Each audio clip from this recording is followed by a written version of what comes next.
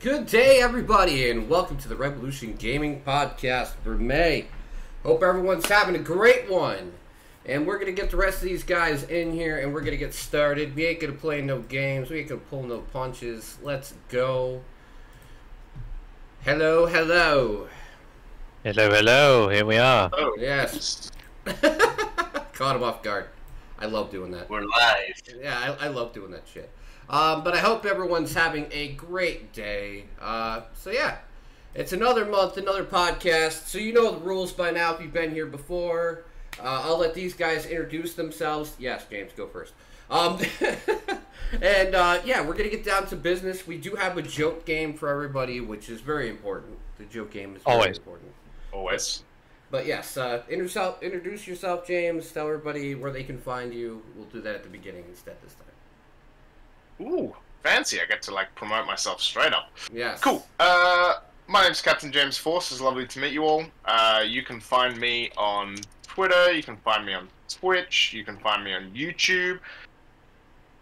CPT James Force is pretty much everywhere. I'm a variety streamer. I'm a YouTube video maker. I'm a social media manager. I'm a caster of Halo and CSGO. And yeah. He likes video games. Yep. Yeah. I As all. But he can... I was gonna say he can promote himself in chat all he wants during the stream too. If he wants, he can post all his links in there. So if you want to follow him on all of his different outlets, he can post the links in there while we discuss things, and then you can actually find out where he is and all of this stuff if he wants to do that. Yeah, I will. Because I need only 30 or 40 of you wonderful people, and then I'll be a YouTube partner, and then we get to do some cool stuff. Yeah. There you go. All right, Ray.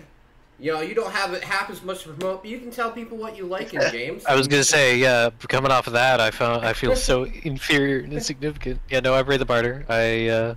I play games. I play a variety of games, mostly puzzles and. Yeah. And he's a mod of mine, which is very important. Factory sim games. I'm a mod.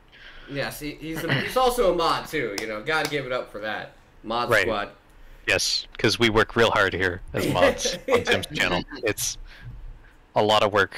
Hey, last night it was. They had one asshole come in. We had one whole band last night. It was amazing. Yeah, one dude just would not stop asking me the same fucking question. So I was like, you know what, man? And that was my first time that I had banned anybody in a year. I know, we tripled our bans for I don't like to ban anybody. I know there's trolls out there, but I don't like to give them the joy of pissing me off. But on the other hand, eventually, especially since I was playing with my kids and stuff, I'm like, fuck you. Just got rid of him. And then he followed the channel at the end of it. Right, that was the funny part. Yeah. But, alright, so we're going to start out... we're going to start out with the joke game. Which, I guess, Ray, you can go first, right?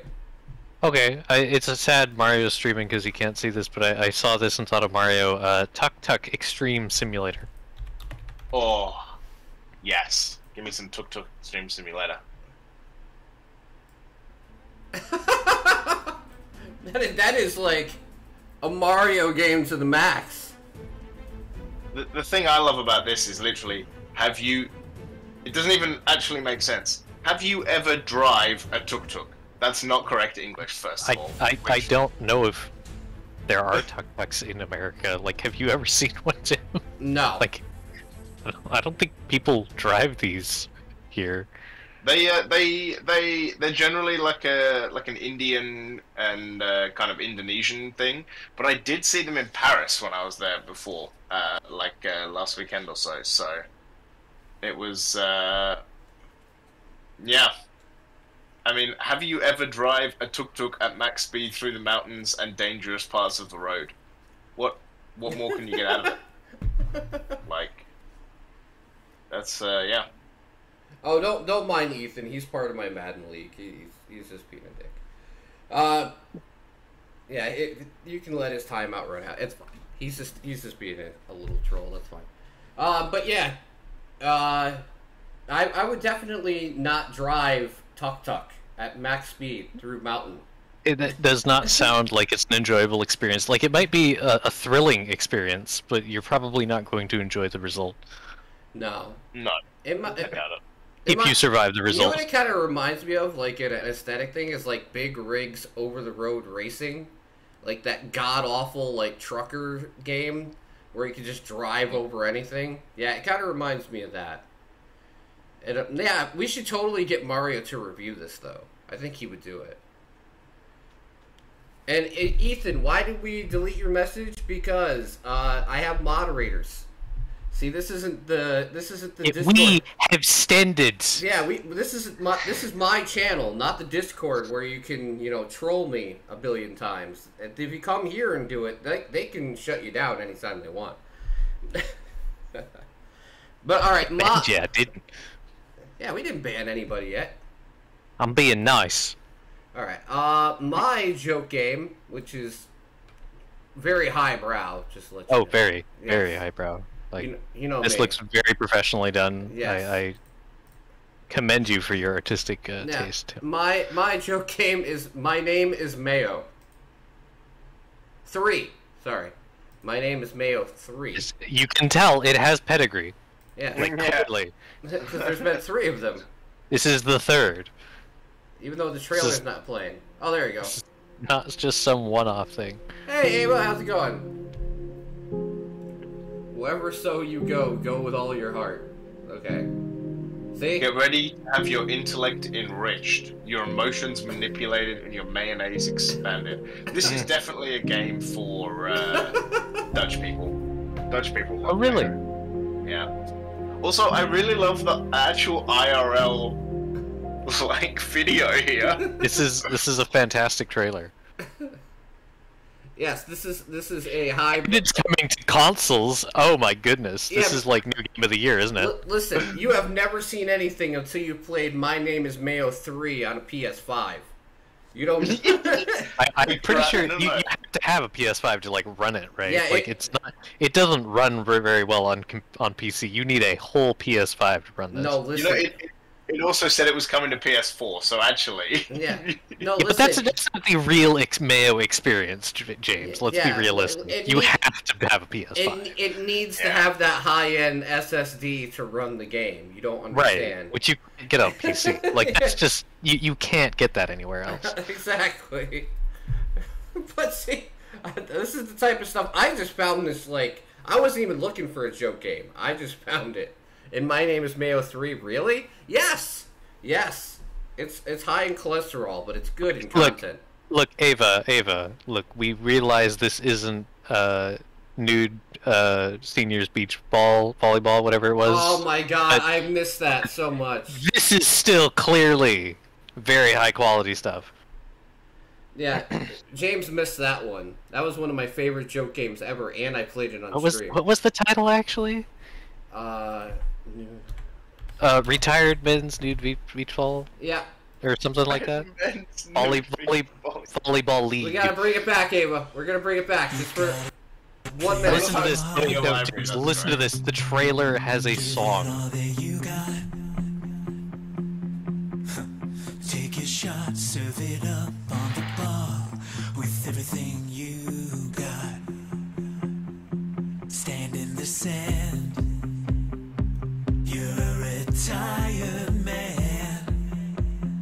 Yeah, this is life. Here you are, back and forth. This is your plan. Retired man's nude beach volleyball league. Retired man's nude beach volleyball league. Having fun in the sun with your friends at the beach. Oh yeah! Having fun in the sun with your friends at the beach. A moment of silence. This is your plan. That has the best trailer song ever for a joke game. It really does. That is a high bar that will never be eclipsed by anything. Maybe Cardpocalypse was a close second. Cardpocalypse was a close second, but Cardpocalypse. yeah, that was good. See, like, we've covered so many games that I've actually fallen in love with intro songs at this point. If it has a good song, Tibble. Yeah, I'll remember it. Yeah, who else remembers Cardpocalypse? Like, I don't remember for any other reason other than the song.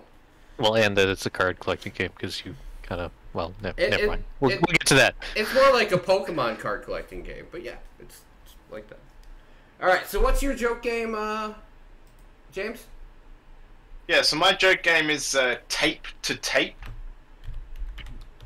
So I was just going through some things, and I saw that not only does this game have you playing hockey, but it also has what looks like a very RPG-style blacksmith building you sticks, which I just thought was just so janky. I mean, the gameplay looks like it might have some weight to it, but yeah, I also like that even though this is a PC game, it literally says playing with a keyboard and mouse is not supported, so you can only have a controller and play this. It honestly looks like you have Jason Voorhees making you fucking blades for your... And they word that blacksmith. So much like an RPG blacksmith. I was like, what is this? And the funny thing is like, it says like every time you lose a game, you end your current season. But it's only the beginning. And you can only visit the bladesmith between every season. So essentially it's one of these like roguelites that kind of you're gonna go back and forward and you're gonna lose games and then you just get to like play seasons and seasons and seasons and seasons until you're really good. It's what I'm Well, that's replayability, man. That's replayability right there. It is replayability. The campaign can be played co-op and up to 6-player couch multiplayer. Ooh. Oh lord. Mode. Oh lord. That's a lot of It's Bluetooth deep. controllers. Deep and rewarding gameplay, you know? That's what we're here for. Excellent rectangle indeed. Yeah. Love developer names. They're always great. This is definitely a good start tonight. Today. All right. Yeah. So, what have we been playing over the last month? Because not much. I didn't even do a mid-month podcast this month, which I noticed that. Which I will have to next month because I have a backlog of indie games I got to cover like a mile long now, so I'm gonna have to start working on that list. But who wants to go first? Because I have a really bad game to talk about, which Abel was here for the bad one, and then I have one of my favorite games of the year by far so far, as another one that I've been playing a lot of recently.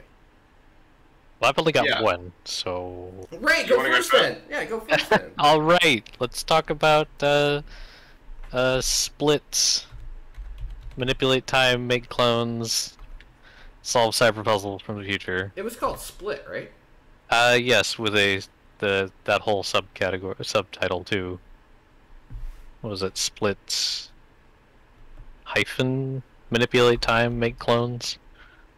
Wait, that's the name of the whole thing. Like, yeah, they had to put that whole thing in the title, I guess.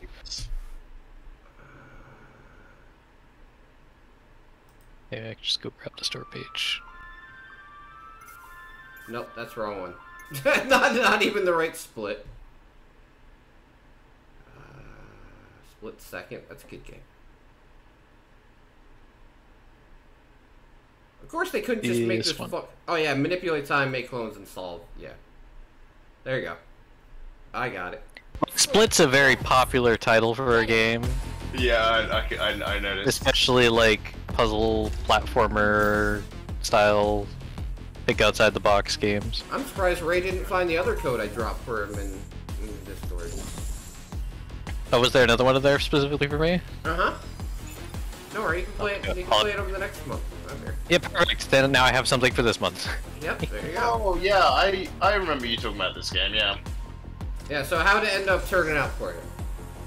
I have to say it is definitely a brain twister.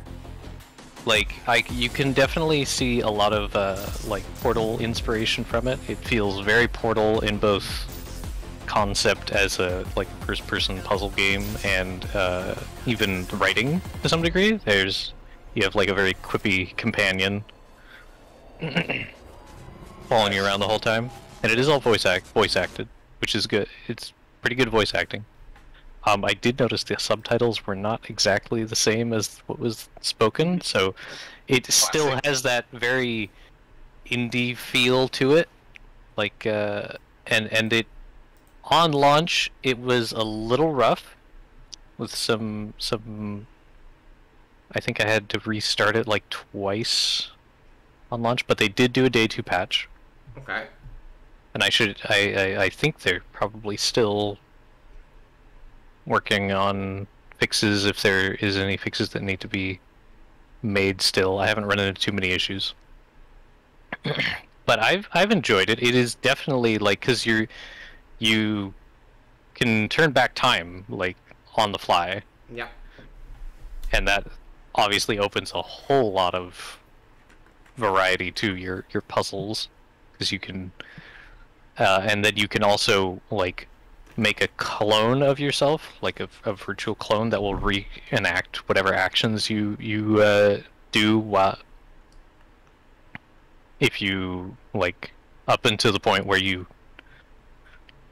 like reverse time. So like you perform an action and then hold the clone button and it'll reverse time, and then when time continues your clone will go do what you just did, and then you can continue doing other things. Yeah, so you can get it to push buttons and then you go through the door when it pushes the button. Right, because the door is closed when you go through it, and then you have to turn back time so the door, then your clone just walks through the door because it doesn't care if the door is there or not. Yeah, to be fair, I did play some of the play tests of this before I gave Ray his copy of the game. And like the playtest was only like 10 minutes of the game, which was, I felt like, was just a glorified demo, obviously. But right. I do feel like they do the mechanic well, and the voice acting, I will agree, was great. The only problem I had with it is that the game like really just plain out said, okay, here's all the things you can do, here's all the mechanics, just go. So like there's a lot of times where you're supposed to know what you're doing, but unless you like spend 5-10 minutes figuring out what you have to do, you don't really have an idea what you're doing. At least not in the playtest. Like, it seemed like it kind of left you to figure everything out on your own.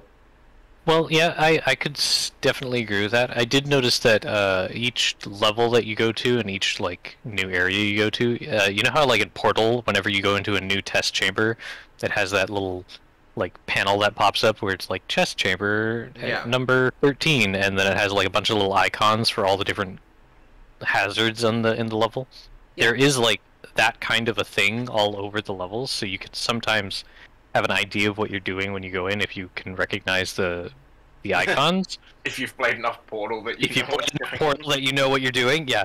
But I would say one of the things I kind of thought was a bit of a downside to it is how, like, the whole idea is that you're kind of like in a virtual representation of a computer, kind of like hacking it through these puzzles. Yeah. And I get the blockiness and the colors and the neon and all that is a very common representation of that, and that is a good way to present a virtual environment, but it does make finding paths through the environment difficult and being able to tell where your goals should be.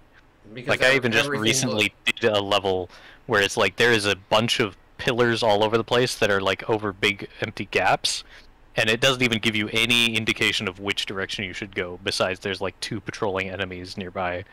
And it's like, well, I'm assuming I need to go past those enemies because they wouldn't be there if I didn't have to go past them.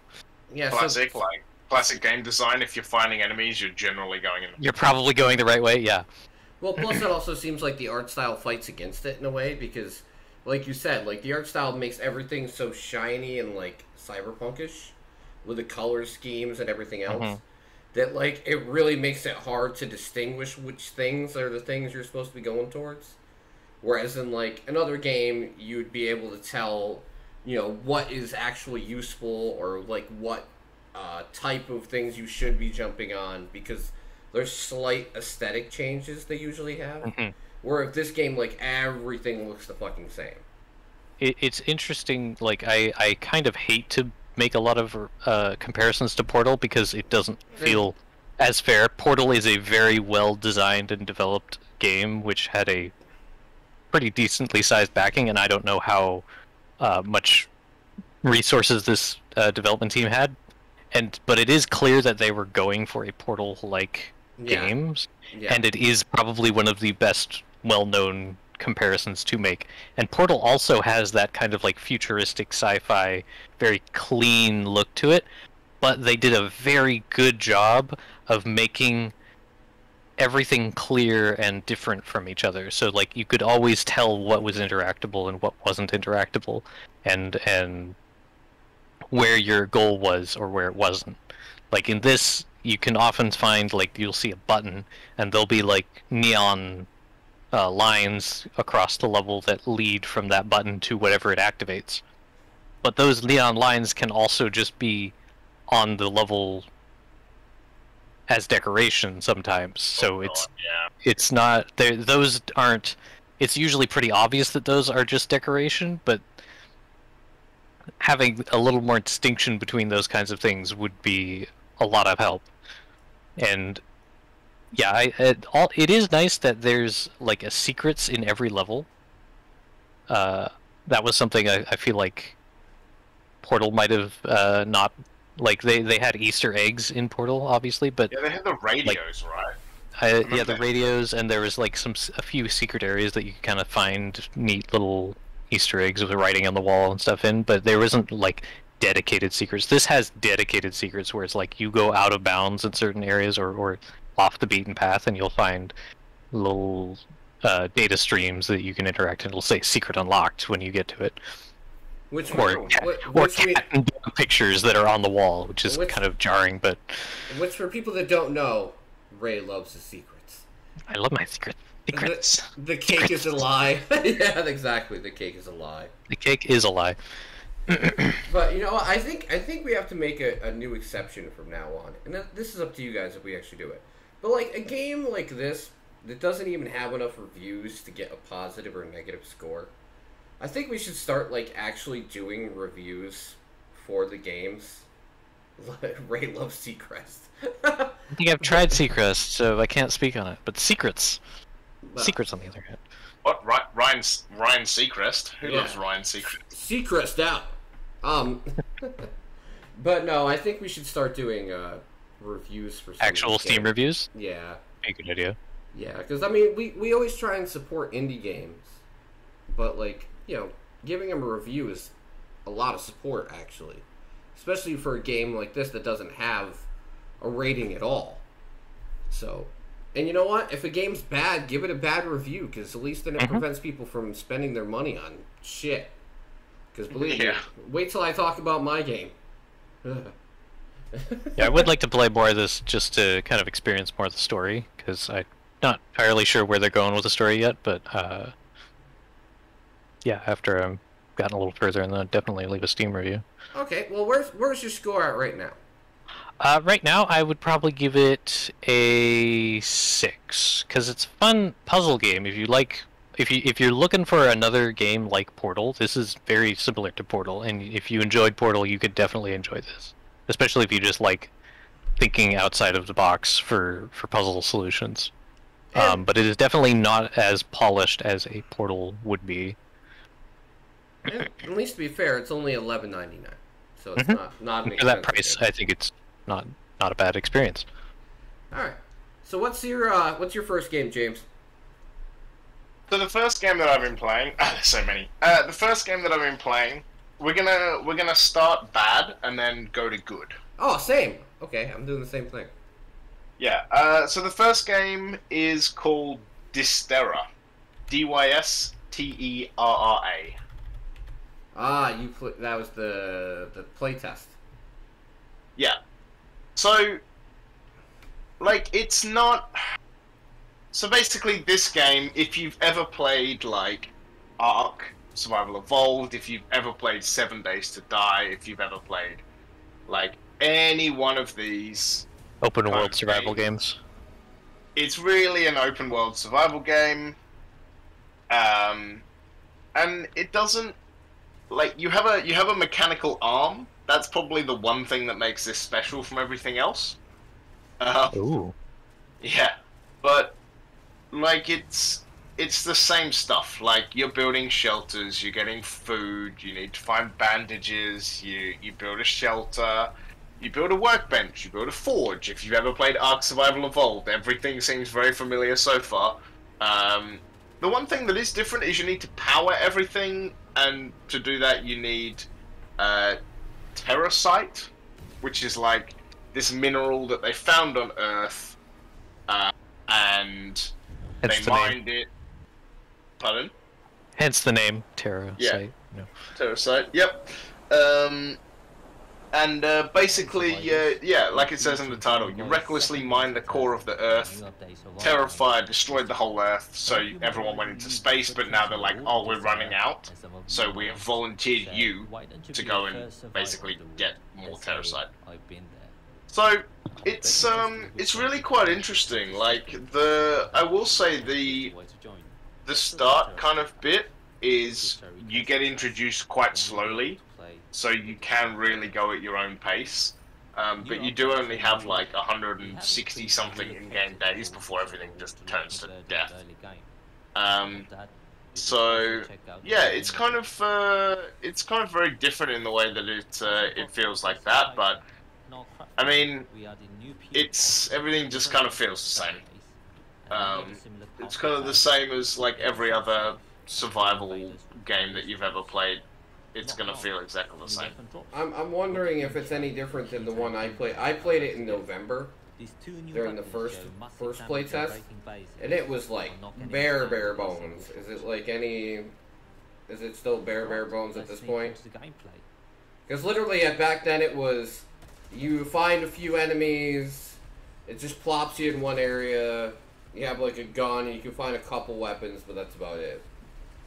Yeah, so you can craft quite a few weapons. Like if you want SMG or assault rifle, you can craft like bigger ones. They had none of that before, so you're lucky. The annoying thing is like, so this part of the video that they're showing, I haven't got up to. Like, I'm not up to this part. But the annoying thing is that I crafted a better assault rifle and made all these parts for it, and then the mission, it gave me an in-game mission to craft the same assault rifle, which actually cost me a lot of resources, and I was like, oh my god. Now I actually have to, like, make another one? Yeah, make another one, which is, like, superbly annoying. Now, can you dismantle the weapon and just rebuild it? I don't know, actually. I couldn't find the way that you could, so... Okay. Yeah, I mean, overall, I mean, it's solid. Like, I definitely think it's one of those things that it's better with more people. Playing solo is a bit wah. Yeah. But yeah, I mean, so far at the moment, yeah, you know, there's normal. It kind of like Ark. There's your private server, but then there's also like a full-on, like Rust style. You put a building down to claim it as your own. You can password lock your doors and stuff, and then you're like full PvP. My question is with how many games there are like this out there, is this game gonna have any footing?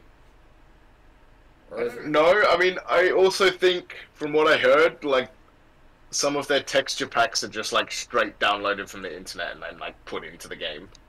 Wonderful. So, I don't think they made all of it themselves. So yeah, I don't know how much this is going to have, to be honest. I mean, I don't see that it's that much different from like every other game that's like this style. Alright, so it's kind of different aesthetics, same gameplay loop, more or less. Yeah, and the one thing that I really found difficult about this as well was that, like, it would tell you, like, go defeat 2 hyena soldiers, which, like, hyena is just like a faction. And you're like, okay, but you also don't actually point me to where that is on the map. So I actually don't know where I'm supposed to be So going. you just wander around trying to find the objective. Yeah, and I mean, the map is not overly big, but there's, like, different places which are, like, danger levels. So you kind of start in danger level 1, then there's 2, then there's 3, and then I think there's 4 as well, which is, like... Death. Yeah. Yeah. Death. Alright, well, So- from your experience, what would you grade the beta test? I mean, I know it's hard to grade a beta test, but, like, functionality-wise, you know... In my professional beta test grading experience, strictly professional, we're professionals here. I mean, it gets like a 4. Like, it functionally, like, there weren't too many. Like, I didn't really run into any bugs, or kind of clipping issues, or.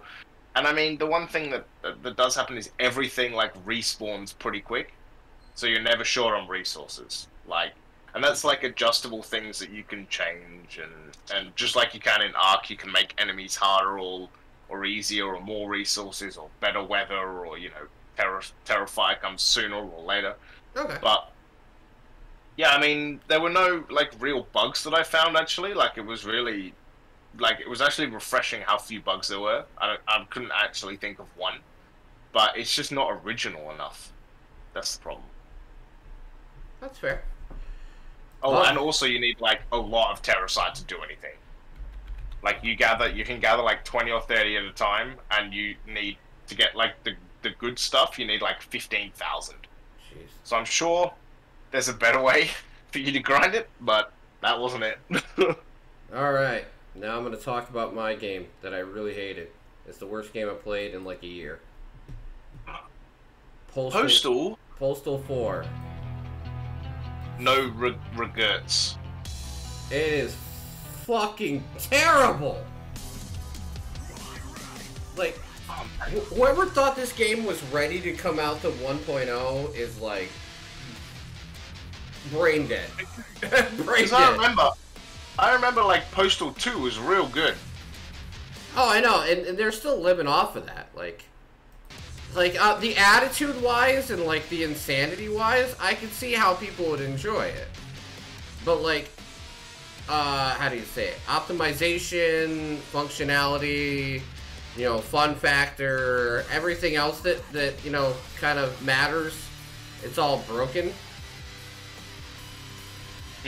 Oh, good, they've still got the kitten launcher. Classic. So, like, okay... This game has a very small map as it is, and when you load from one area to another, it literally freezes the game for a good 35 seconds. Oh, you can still pee on people? Nice. Oh yeah, it's got the insanity part. It's just none of it works. I regret nothing. So that's the problem. Like, it's not that it's not like that it doesn't try and actually do what it's supposed to as a Postal game, you know, be insane, you know, murder, kill. Like, it's got that, right? But, like, the game itself is so fucking broken. I mean, like I said, loading into the game took, like, I would say 4 minutes. And then you go into this first little area, and I mean real fucking little.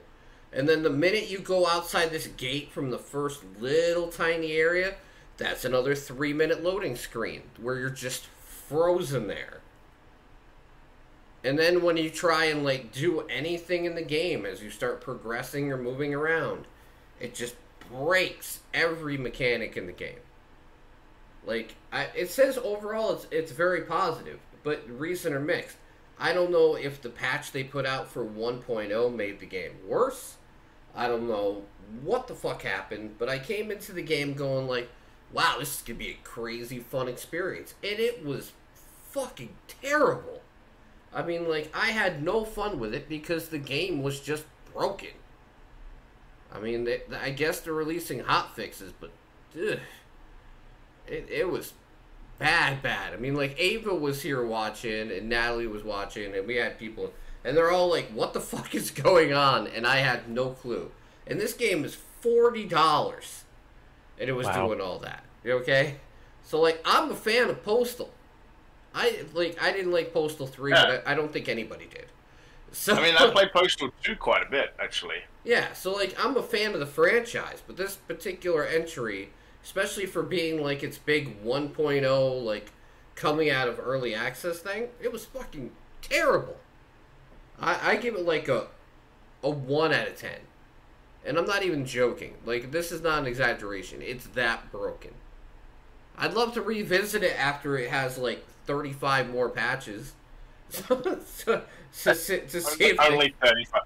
Yeah. And not a patch less than 35. At this point, I mean, it's fucking bad. Like, the people are okay, and people are putting positive reviews for the game and putting all the things that are bad about it, but saying it's not Postal 3, so I'll give it a positive score.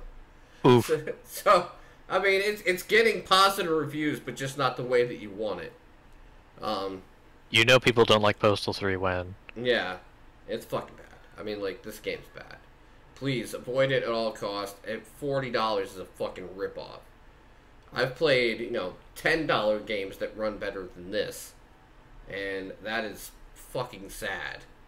Like I said, though, I'll revisit it. I mean, I have it in my library. I'll revisit it someday. But for right now, it's definitely the worst game I've played, like, functionality-wise, in a long-ass fucking time. Like, this beats Outriders at launch, and that game was fucking Core 2 at launch.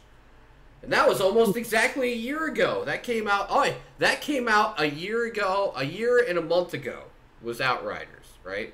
And that was the last time that I played a game that was completely fucking broken at launch. Hey, I finished that game in, like, the first 2 weeks. Like, we went through and we, like, co-opted through the entire game, and then we got to the end game, and we were like, this isn't fun. Oh, you mean Outriders? Outriders is not terrible with friends, but by yourself, playing it solo sucks. Yeah, I mean, apparently they've totally revamped a whole lot of things, so it may get another look around. And it has a giant expansion releasing at the end of June. Yeah, paid though. So. Oh yeah, it's $40 for that expansion. Just to let everybody know. Oh my. Yeah, if I get it for if I get it for free, I'll play through it. If not, I'm not fucking touching it. Yeah, I mean the good thing is, like, apparently there's like a whole new section. Like, there's brand new enemies. There's more weapons. They've changed up the challenge mode. They've done quite a lot, actually. And now there's 3 different ways to level up your character. They've added a skill tree. I mean, they've done a lot for it, but I don't think releasing a paid expansion for a game that came out broken is a good idea. That's all. I think they should have, like, ate the cost and released it as, like, a free DLC as a please forgive us for fucking this up, because they basically screwed a lot of people over, and a lot of people bought it, played it, couldn't play it, had problems with it, and never went back to it. So for them, it was a loss. Like, me and Dan both bought Outriders, and I never got to play through all of it. AirRaiser, my friend, who unfortunately passed away, he was one of those people that would just, like, get a game and he would fucking rock that bitch until he was done. He would drop, he was a silver trigger, like, in the sense that he would be like, I dropped 144 hours in this game in a week. He was one of those type of people, and even he couldn't finish it, like, solo. He couldn't do it solo. So yeah, solo was one of the only way I could do it solo was the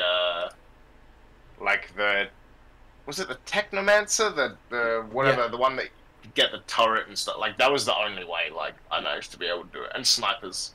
And honestly, the only thing that bugged me about that is it kind of felt like it was gonna be like a Gears style game. And the fact that it was a third-person shooter with cover system and everything. And the cover, like, meant nothing. Like, the cover system didn't work because it didn't have you, like, do, like, Gears where you snap behind a cover and can shoot behind cover.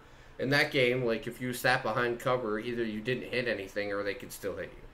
So, like, the idea of cover in Outriders meant nothing. You were more likely to just, get a skill where you got health back for shooting somebody and stand there and just fire.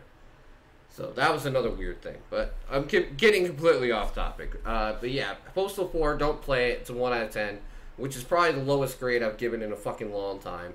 I don't care if the game's fucking garbage as it sits. I'll revisit it later and maybe I'll give it a better score down the road. Alright, so what you got next, James? Yeah, so the next one, we're moving on up. We're going on up. I've been looking at Terraformers. That's another one I gotta catch up on because I gotta keep with that too. Yeah, so Terraformers was real good. I've actually really been liking this game. So it's the replayability is absolutely fantastic. So basically what it is it's kind of like Civilization style. So you're kind of on this planet and you've got to like expand your cities and you got to choose leaders, you got to explore Mars. And the whole point is that you kind of find out all these different things. So you're exploring, then you got to found cities, and then you got to add population. You got to mine. You got to get more resources. You got to keep everyone happy. That's important. And then there's all these kind of research projects, which are the things that you can build in each of your cities. So it's like cards. So you can build a card into the city, and then you can, as you can see in the video, sit around terraforming Mars with all these kind of things. And you've got to kind of decide which are the best buildings, so you end up sometimes having to delete buildings that are like rubbish, to put like much better buildings in. And yeah, so I finished the kind of the first mission, which then put me up some mastery levels, which you get based on your performance, and then you get to unlock kind of different like scenarios and challenges as you go through. So the more that you play it and the more you complete the scenarios, the more things you'll end up accessing as well. So I really like this game. This was really good, and because it's scenarios, you're not going to be like Civilization where you're there for just like 12 billion hours playing one Civ game. This is quite achievable to get done. So yeah, I really liked it. This was really good. I'm also excited to see kind of where they go from this. Like, this is early access, so there's still plenty of changes and stuff that can happen. Yeah, I mean that's why we put a cap limit of 7 out of 10 on an early access game.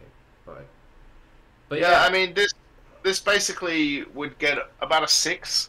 Like, there are some things that aren't explained very well that you kind of trial and error your way and be like, oh, I'm going to research this. Oh, I can't use this. Perfect. I'll research that. Oh, I can't use that either. So we're going to be playing a little bit more when I'm streaming it tomorrow. We're going to stream a little bit more, but he knows how to promote. He knows how to promote. Yeah. Wait, I want to promote real quick too. Me and Ray are going to be actually featured on the Steam channel. I mean the Steam page for Anvil coming up for the May Next Fest. So you'll actually be able to see me and his gameplay on their Steam page. Ooh. Remember how we did the promotional stream, right? And you were playing? Yeah, they took that video and they're gonna put it on their Steam page for the whole awesome. thing. Yeah. So there you go. Look, Ma, I'm famous. Yeah, I'm gonna be on a Steam page.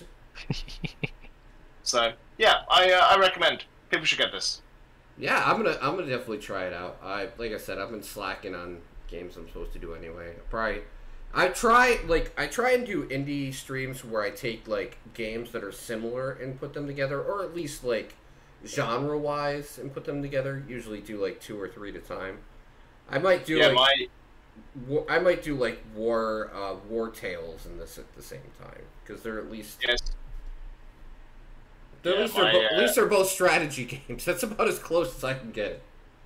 Yeah, mine was like I did this. I also did Dysterra, and I did the third game as well, all in one go, because it was all like space related. Yeah, see, I try and do that. Like when I did Coffee and Indies for the longest time, which hopefully I'll be able to do again once I got my sleep schedule figured out. It was usually 3 streams, an hour per game, and then like whichever game was the best out of that, I would dedicate a whole stream to down the line and show off more of the game. But yeah, I'm glad you gave that a 6, and I'm definitely excited to check it out now, because if it's anything like Civ, I'll fucking play. I'll fucking play. I love Civ. I know, like, I hate the fact that they released 90,000 expansions for the game. I hate the fact that I end up spending more money to get a complete edition of the game if I don't wait until, like, everything's in one complete package. But Civ games are fucking excellent, so sometimes you just gotta pay the money. Let's see. My next one... Man, that's hard. I gotta choose which one's better. I'll go Insurmountable will be my next one. So, this is a very interesting game. I'm a mountain. I played, what, one run and made it about... I would say... You almost made it all the way back, right? You Yeah. almost completed the whole thing. Yeah, I almost completed a whole run before ever dying at all. So what this game is it's a mountain climbing roguelike game. But you have these different objectives that you can come that will give you like choices of what you can do.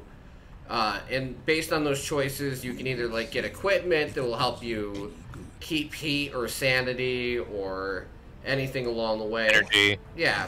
Or the way you decide to climb up the mountain, like which path you choose, or what the weather's like or anything, all has different effects of how much strength it takes to climb up, what dangers there is if you try and climb up and let's say you fall or your leg, or because there's different like random events that will happen if you put yourself in a dangerous situation.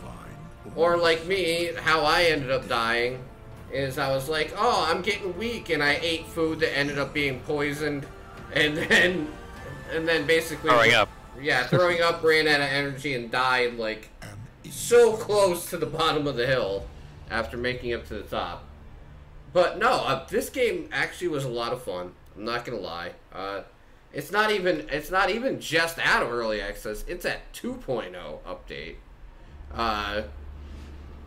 And I have to say... I recently got this for free, by the way. Like, this was free on Epic. Yep, yes it was. It was free on Epic for a whole week. Yeah, I have not got around to playing this, but glad to hear you like it.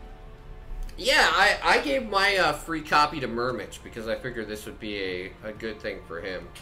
Yeah, I really do enjoy it.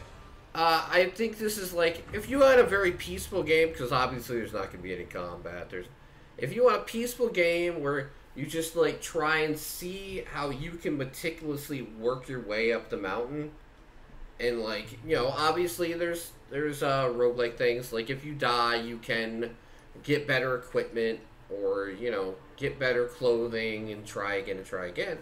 But if you want to just even take a run at a time and you want to explore and see which ways you can try and navigate up the mountain one at a time, you know, through a single run and then just put it down for a while and come back. This is a game where you can enjoy that one run without being like, well, I have to get through it and die so I can level up because there's no way I can make it any further until I die. This game, if you're lucky, you can make it up and over the whole mountain in one run like I almost did. So, it's not a game where you're forced to die to level up to make it any further.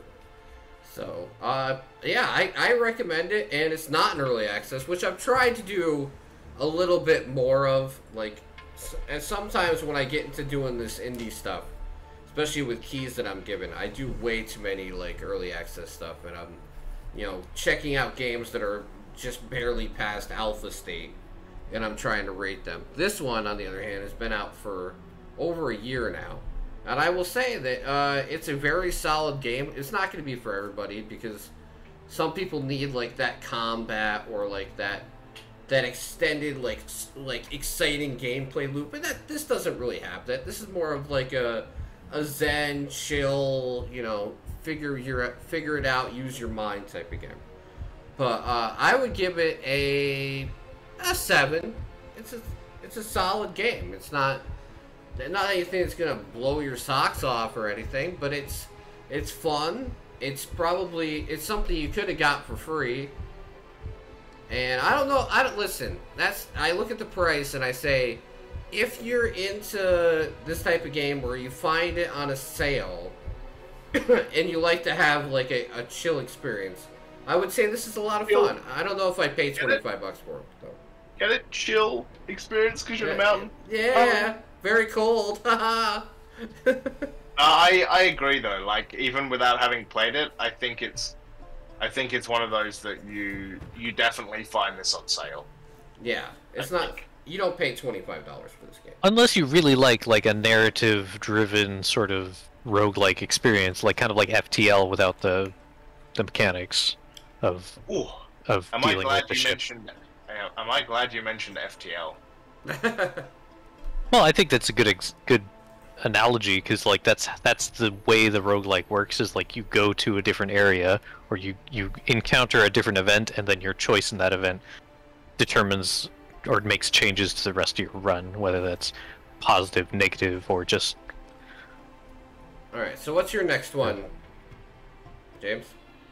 Yeah, so speaking of FTL, I have a game that I've been playing called Trigon, a space story, which people have described as 3D FTL. Ooh. So I've heard that thrown around all the time before. This was a super segue. I also, because self-promotion is like You're saying tier happening right now. I also, if you want to buy this game, I actually have a link for this. I'll put it in the chat. People can click the link. It helps me as a content creator.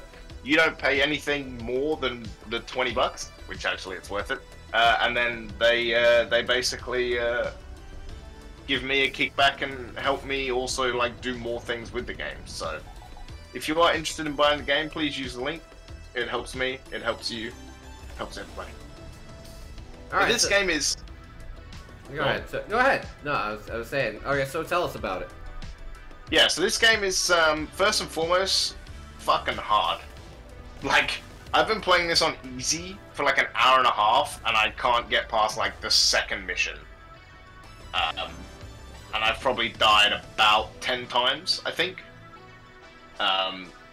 This is like genuinely difficult and requires like a lot of tactical thinking. So like tomorrow when I'm streaming, there's gonna be a bit more of this as well. I'm gonna like try and wrap my head around how this game works. But basically, the kind of way it works is you start with a crew and you have to kind of fly around, and you have kind of what do you call it? You have like real-time combat. Okay. So you are kind of there, and you're, you know, you've got to balance your shields and your weapons and like if things break on your ship in real time, you have to go and kind of like get your guys to repair them and walk through the ship, and there might be invaders on your ship, and there's so many things that you have to kind of keep track on. You got to upgrade your ship as well. So there's a lot of things going on, and you got to trade, and it's kind of very RPG as well. Like you make decisions, and you kind of get like options for dialogue and things, and yeah, like none of it's voice acted. I will say the really hilarious thing is like that the Admiral basically looks like Nathan Fillion. Like the character portrait you can see in the top left there, yeah, just looks completely like Nathan Fillion. It's hilarious. Where's the... You can also...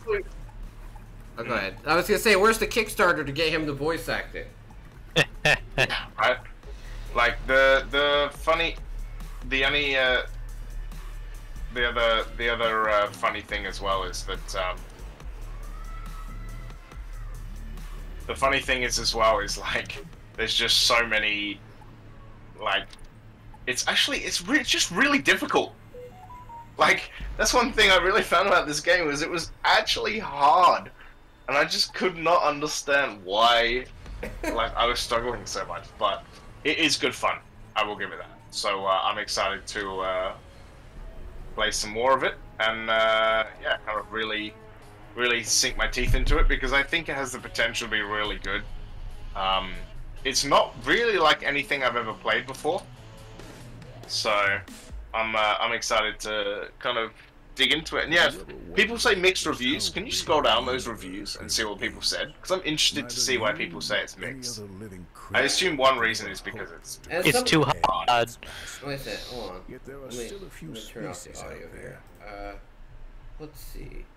As someone who really enjoyed this game to the fullest, I can't stop comparing it to FTL. This game clearly throws itself like FTL. No, it is FTL, but it's a different name. The problem with Trigon is it removes many of FTL's little but fun to have mechanics and gimmicks and completely throws out the balance by pushing massive 50 to 100% buffs and debuffs, but still tries to be an FTL game. Yeah, that is true. FTL, but less interesting. Yeah, so I've never actually played FTL. It looks exactly like this, honestly. Yeah, but like one thing was, you're right, like sometimes you're playing and the enemy just gets like a 200% shield buff and you're like, why? Like, why the fuck is this so hard? Like, what? You want to talk about mentioning FTL, Ray? I think everybody mentioned that in the review. It seems like it. Yeah. Because from what I saw and what it sounds like it is just 3D FTL with a little different flair on it. It's the FTL 2 that never came, and then some. Yes, it's almost a direct clone of FTL. Okay. Yeah, I mean, yeah, managing fuel is like kind of okay. I've run out of fuel a few times, and then you're just kind of stranded, and you're like, well, yeah, I can't like do anything. But yeah. All right. So yeah, I mean, what's your grade? I mean, I still grade it like a 6 or something. Like maybe a 6, maybe a 5. Okay. Like it's not bad. Like I just have to work out how it works because it's just hard. And plus, you've never played a game like this before. Yeah, I've never played FTL, so I actually have no basis of what I'm supposed to be going off. Yeah, I understand. So yeah, I mean, definitely worth it. Like I said, if you guys want to buy it, use his link. Yeah, use my link. Because it helps out every way you possibly can. But yeah, I mean, $20 actually like seems quite reasonable. There's a lot of replayability from what I can understand because it's like the achievements are like finish the game like 10 times with this race and 10 times with that race. And as you finish the game, you also like unlock more races as well. So you can only start with humans, but then you can unlock more races as you kind of do things as well. And you can build a crew, and they level up, and you can do like hand-to-hand combat, and everyone has like different skills. So it's completely like 100% replayable. You'll start on a different part of the map every time. So yeah, there's lots of different things that change with each playthrough. Mm-hmm. That's cool. It's FTL. And some of the weapons are pretty cool as well. What'd you say? It's what? It's FTL. If you haven't played FTL, you really need to, because if you like this, you will love FTL. It is just a 2D version of this. Maybe not as hard. Maybe as hard? I don't know. I'm trying to remember if I've actually beaten FTL before. I was going to say I might have beaten it once. Yeah, my chat was basically like, hey, this looks like a 3D FTL. Like, the whole time. I was like, okay. Cool. Alright. My next Even those animations are very FTL. It is very FTL. My next game is Curious Expeditions 2. Ooh, curious. So it is. I absolutely adored the first game in the series, which is basically, I mean, you might as well say it's like playing a board game or like a choose-your-own-adventure game of sorts. Very like watercolor, comic book style, way to play through it. But it's fully narrated, which is awesome.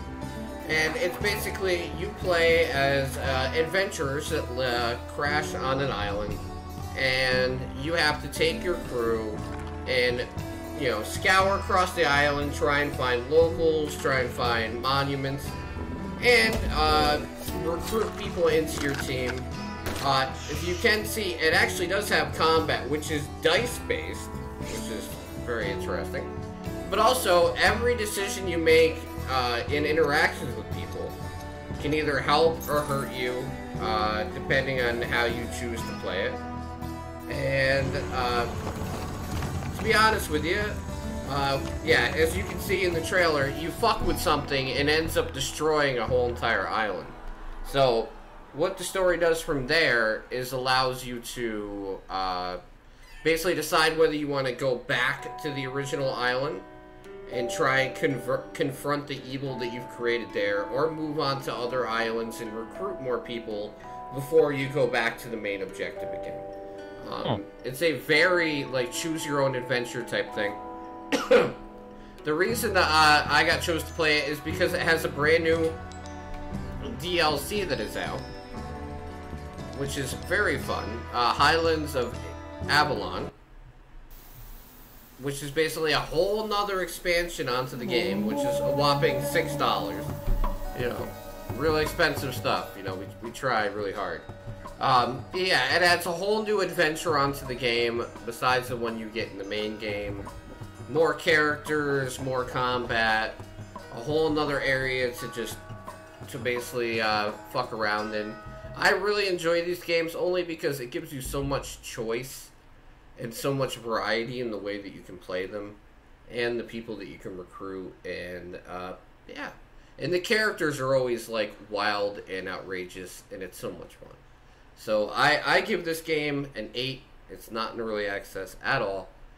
And as we move up the list, I'm up to an 8. So there's only a couple games left, and I'm already at an 8. So the rest of them got to be pretty good, I imagine.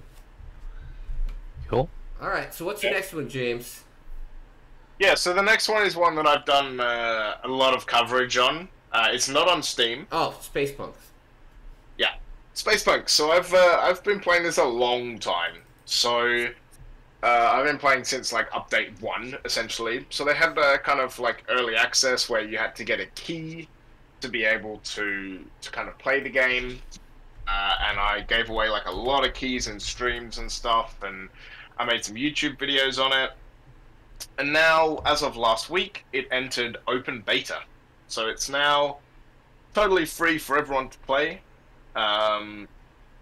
And it's essentially Diablo 2 with a Borderlands art style. Kind of that kind of slightly not top down, but kind of like tilted down. I guess I don't really know what the actual official term for it is, but it's yeah, it's all about kind of going on missions with friends. You crafting gear, you're getting drops, you're doing a lot of damage, you're killing a lot of enemies, and everyone has kind of like cool abilities, and the abilities synergize depending on kind of which heroes you have as well. So I main Duke. Duke is like my favorite one. A lot of people like Iris. Can we all talk about Bob for a minute? Can we talk about Bob for a minute? I mean, quite a few people like Bob. There are a lot of Bobs actually. Like when you play, like there's a lot of Bobs hanging around. Well, I played this game on stream because I also had a key before it came into open beta, and like everybody agreed that Bob was the most interesting looking character. And, yeah, that's true. And I believe, Dan, you're the one that won the key that I had for that, right? Because yeah, I gave away a key when I played it. I had fun with it the little amount of time I did play it, though. Yeah, so I played it during the kind of closed beta or the early access. There was about 6 wipes. No, sorry, not 6 wipes. There were like 4 updates and like 2 wipes, and then for open beta, they had another wipe. And so in that video actually that you were just playing, that gameplay is from Stark, Mod Stark. I actually played with him for a stream. Nice. So we got to like hang out and play on stream together. And yeah, it's like this is actually old footage that Stark has. Like this video, it looks completely different now. This is what it used to look like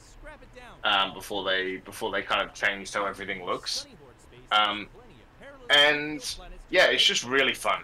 To be honest, like, it's got some issues now that it's hit open beta. Like, there's some connectivity issues and some things are a bit not working, but they're gonna have to patch them.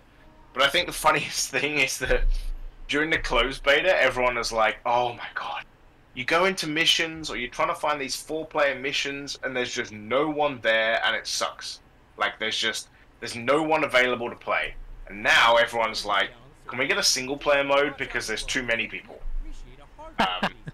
It constantly fills up, and the power levels aren't like matching yet. So I got matched as like a level 2 into like a level 15 or 16 game.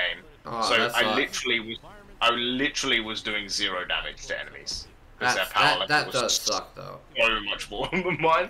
But generally, it's all right. Like, you only really run into those problems if you're doing it at like kind of early hours or off-peak times. Yeah, I have to say, I am quite surprised this game decided to go free-to-play. Oh, yeah, it's because it's got a battle pass and stuff coming. Ah, okay. Makes sense. Also, none of the things that you see in this video, almost none of the things actually exist anymore. Like, this looks totally different, the talent tree looks different, this looks different. Like, basically everything they changed. As they went through updates. I did a bunch of YouTube videos on what these updates look like and stuff, but yeah, now they did open beta, like, none of what this video is looks the same. I think this should be the correct video. Yeah, I was just trying to find something longer than 8 seconds, so. Yeah, this is more what it looks like. This is an accurate representation of what open beta is. But as you can see, lots of explosions and all that kind of stuff, so. Yeah. Well, the good stuff. I'll definitely hop back and try it again. You know, I had fun with it when I played it. It's just the thing is, it's like, just like a lot of us, there's only so much time, and there's a lot of games. So it's like, yeah. So the biggest problem that this has at the moment is like there's a lot of packet loss throughout this game. Oh, wonderful. So, that's kind of like what they're trying to fix at the moment. So there's a lot of feedback happening. So it's going. Poor old Discord moderators are just facing like crap every single day from people like, "This is terrible, I have so much packet loss." I released a YouTube video today talking about the update to open beta, and someone posted in the Discord like, "Wow, it must be nice that devs give you a copy that doesn't have packet loss." Because I was like, I just didn't have packet loss in my video while I was recording. They gave you a special key that takes away the packet unlock loss. the full experience that they're hiding from everybody. All right, so yeah, what's I was your... like, oh, go ahead. This is beta, right? So I can't give it more than a 7. No, you can give it whatever you want. I said early access is a 7. Oh, okay, yeah, perfect. I'm giving this like a 9. Okay. It's probably an 8.5, to be honest. Like, the only reason that it's not getting more is because of their current issues. Yeah. Like, once the current issues go away, it'll be fine. Alright. Like, it'll get top marks. I'm gonna keep playing this game for a long time. That's good. So my next one is Got a lot of replayability, so. Metal Mind. But you were playing this the other day, weren't you? Yeah, so this is a mixture of a mecha game and a roguelike game. So you're basically playing as a robot, and what you're doing is going around fighting enemies to get better parts and then putting them on to your player. So it adds a lot of replayability and customization, because I guess, from what I understand, there's over 430 parts that you can get and put on your character and level up. One of the biggest things that this game does a little differently is that your weapon has, well, not your weapon, but your whole entire creature itself is based on heat. So if you fire your weapon, depending on how powerful the weapon is, you will have to release heat like every 4 or 5 shots, or you will start to take damage because of, you know, internal combustion. So, like, literally, you have a vent button that you have to hit every once in a while. Love that. If you're playing with an actual gun, that makes it so you can prevent yourself from overheating. I love games that give you vent buttons and guns. Like Halo's the same. Halo gives you a vent button. I like your. So what you're telling me is you need a vent, Yes. James. I'm just so hot, you know. I'm just so hot. It's tough. It's tough. But, it's a tough gig. But you know what? I said I don't play a lot of early access games, and I'm trying to cut them down. This one is not an early access, again, which is amazing. This is a complete game. And this one didn't even come out of early access. It just never went in it. It came out complete. Ooh. Which is crazy, right? That's a rare thing. Yeah, so I get to give it a good score. But yeah, this is, I would say the replayability is very high with this game. I mean, it's, like I said, is it a technical marvel that's going to blow you away with its graphical fidelity? No. But for me, you know, anyone that knows the way I play games, that doesn't really mean shit to me. I like fun, I like frenetic gameplay, good action, and a lot of replayability. That's like my mantra in what I like out of games. So Metal Mind definitely hits all of those. I'm going to give this also an 8 out of 10. I haven't got enough, how do I say it? Enough of the different parts to be able to tell you, you know, for certain that, like, the parts don't get monotonous to the point where, like, you're getting stuff that has, like, the Destiny level of, like, this has one more tick than that does, but from what I've seen so far, it's very, it's everything that you change about it is a significant change. So, and plus, if you like mech games and roguelites, this will definitely satisfy both those desires for you. And I know a lot of people in my community and around also do enjoy those games. So, you know, enjoy, have fun with them. Mm-hmm. Sounds good. All right. How many more do you have, James? Because I have 2. Well, I was out actually, so. Oh, okay. Well, I will hurry up and go through mine then. Makes things easy. All right. My last 2 are Uragun, which is another mech game, but completely different. So, you're playing as a friendly but deadly mech unit with no person inside. All you have is an AI unit controlling you, but it is a tremendously fun, like, bullet hell, top-down version of a mech game. And the abilities and the guns and the customization are awesome. Like, the gameplay is fast and fluid and great. And this is definitely one, I know you saw me play it on stream, right? Like, this is a game that gives me pure joy with how, like, great the music is, along with the combat, along with, like, the way that it handles, you know, upgrades and bosses and everything else. And the fact that you get 3 lives per level, so if you make a mistake, you're not automatically penalized and fail and everything else. But the difficulty's fair, but it's there. You're not gonna just breeze your way through this game either. Yeah, this is definitely one of the rare surprises that I find where I was like, alright, I got a key for it, I guess I'll try it. And then I play it and I'm like, holy shit, this shit's fun. So That's good. now, I know I can't give this game a higher grade than an 8, and I'm going to give it a 7, but I had more fun with this than I did Metal Mind. So that's why it's afterwards. And then now we're going to talk about the game that is my game of the year so far. No lie. And it's the simplest game ever. And people are going to think I'm crazy, but this game is so much fun. I've spent like the last 3 days playing it on and off. And it is so great. It is Raythemartyr, right? Which is another one of those like roguelike games. I know I play a ton of them. Not in early access, it's 100% done. In this game, you are fighting your way through 101 floors, trying to make it up to the top of the clock tower, so you can get your soul back and stop the cycle of death that you're stuck in. This game has some of the craziest abilities and customizations I have seen in any of these games ever. And it has stuff to always something to do.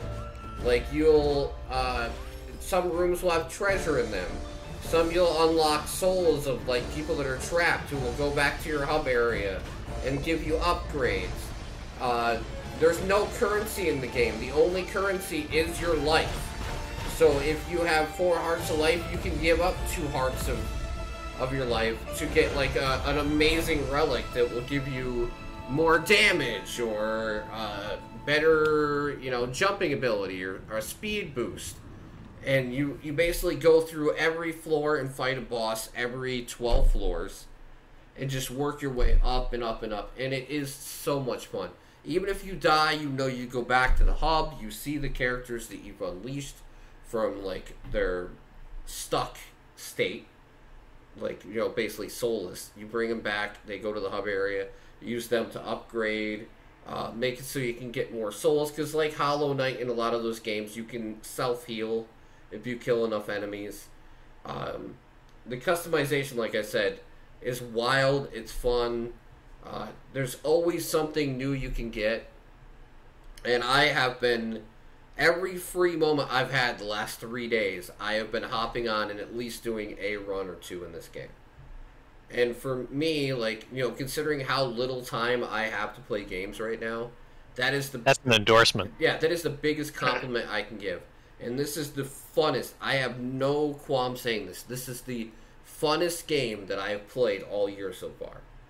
Like, on a fun factor, there is nothing even close I have played. I love Tiny Tina, right? I love Tiny Tina. I love playing it with my friends. I know this sounds ridiculous.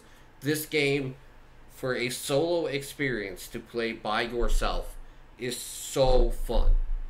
I'm so happy I got the chance to play it, and now I'm addicted to it. And I have not made it anywhere near the end, but I always just want to play more of it, which is the biggest endorsement I can give in a game like this. I give this game a rare, like, that's great, this is super rare, 10 out of 10, like, crazy, like, badass seal of approval if you want to go with Angry Joe's way of doing it. But, like, yeah, this game is fucking amazing. And it released out of early access, like, on the 21st of this year. April 21st. And this game is fucking great. I can't recommend it enough. It's a whopping $17, even not on sale. If you like any game like this, or you're even slightly interested in finding it on sale, try it. If you don't like it, hit me up. I'll give you your money back. Because this is one of the ones where I know if you try it, you'll like it. I wonder if this is on Game Pass. I wish it was. I wish it was. I know. It would be perfect for it.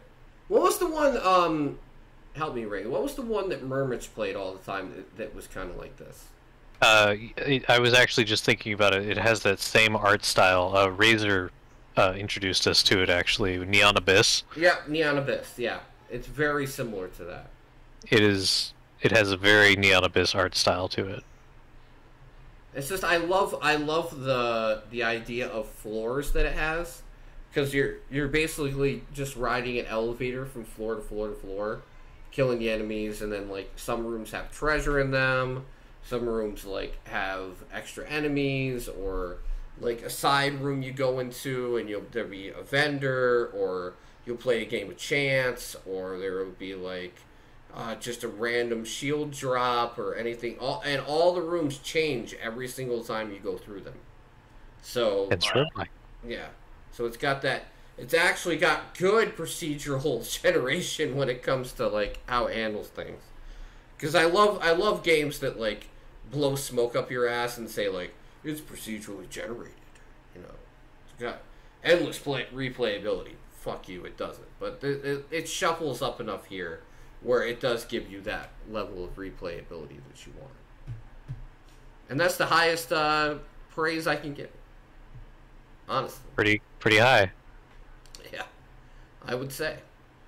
Alright, let's see. Alright, so I guess we're going to talk about our topic. We're going to make it rather brief, because listen, I think we've all talked enough about billionaires over the last week, whether you like them or not. Elon Musk owns us all now, baby. Yeah, I know. See, I mean, like, I know how everybody feels differently about that. Like, me as a person who rarely uses Twitter, do I really give a shit? No. Do I find it hilarious that people are freaking out like it's the fucking apocalypse? Yeah.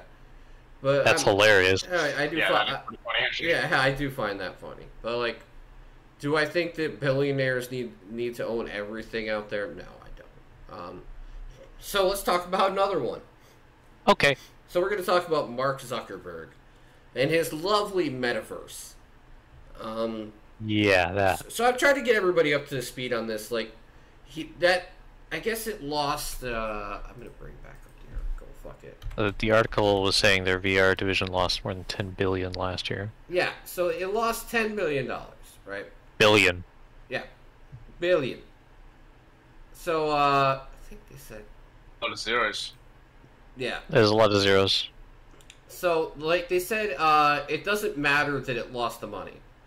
Because I guess what he was saying was, it doesn't matter if they lost the money, because this is supposed to be a decade build-up for this metaverse that we are heading towards.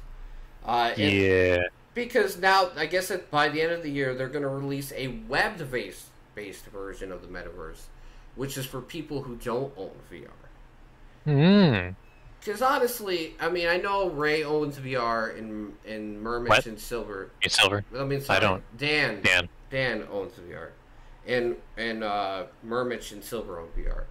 But for the most part, like, people don't own VR unless they have a lot of money or extra income, right? Like me, I don't personally own VR because I don't think I would get that much enjoyment out of it. I've played VR at other people's houses, on other people's devices. It's just not at a level where it's producing games that I would like to purchase yet. I mean, I guess the big exclusion to that rule would be Half-Life Alyx, which is a fucking amazing game. I played that on VR. That's definitely that's the pinnacle. This is what I need from people. Like, you need to get me to YouTube partner so I can afford to buy a VR. Yeah, perfect. Yeah, and then you can review more games. Yeah, help me help you. This is what I'm always saying, you know. Look, because you definitely have the time to review more games, right? I do. Yeah, I would actually want to play Half-Life Alyx, but you know, I don't have VR. Or time, but mainly I don't have VR.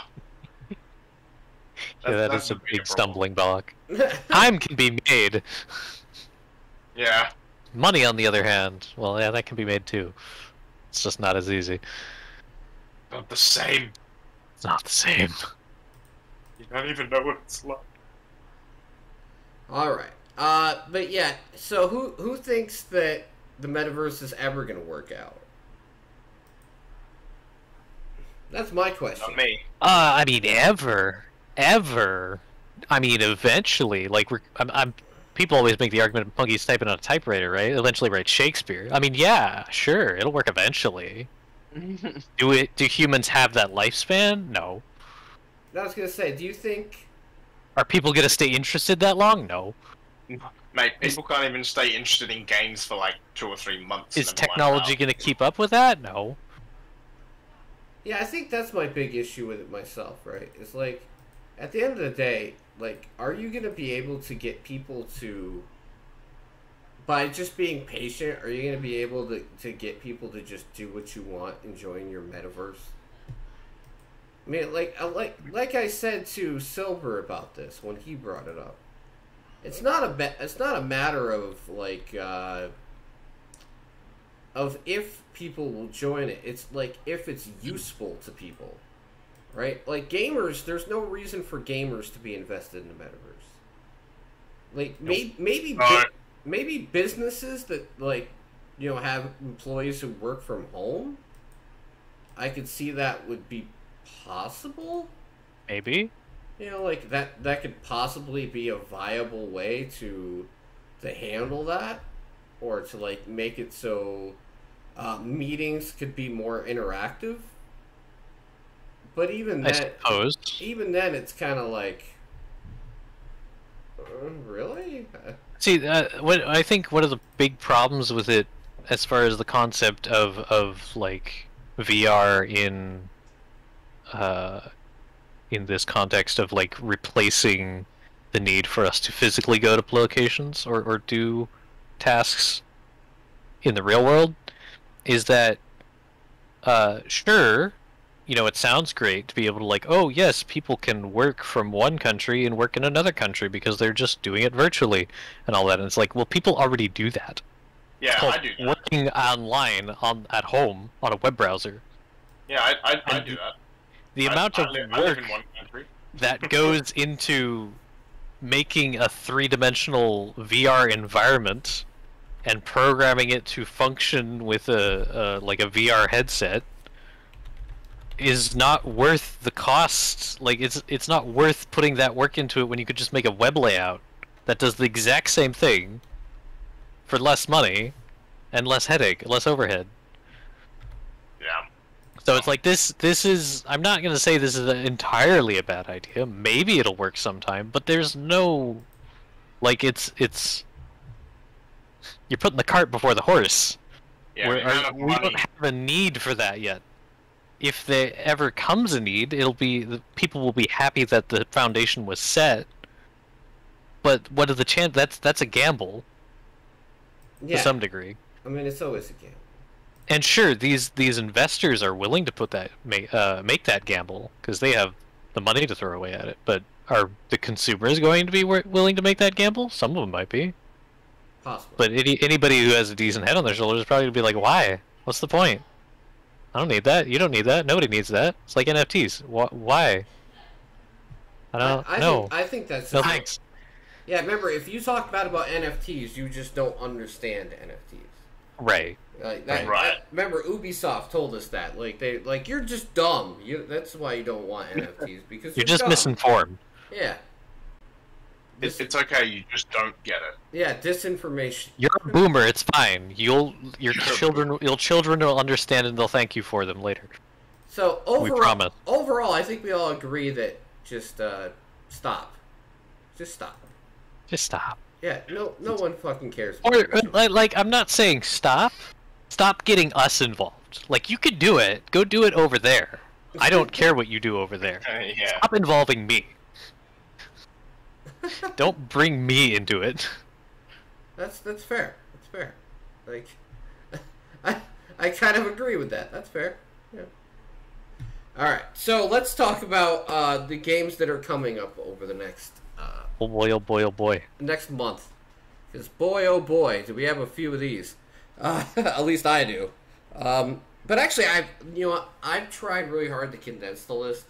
But the reason that it is long is because I actually did find a lot of games that I am personally interested in. Mm-hmm. So like a lot of people probably look at this or listen to this and go, "Wow, why does he always have so many fucking games for the next month?"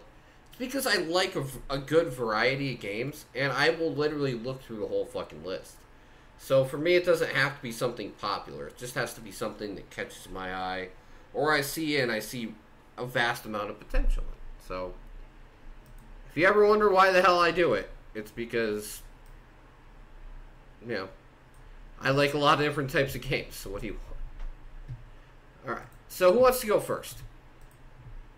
I mean, I have a pretty short list. Okay. It's one. Okay.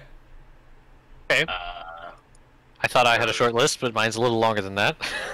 Yeah, I mean, look, I have so many games. There's not actually that much coming out. It's okay. It's okay. I look forward to games. You play games. Like, I only had one review game. You have one game you're looking forward to. It's fine. Yeah. Balance. The only real game I'm looking forward to is kind of a game that's already out, but Season 2 rolls around tomorrow.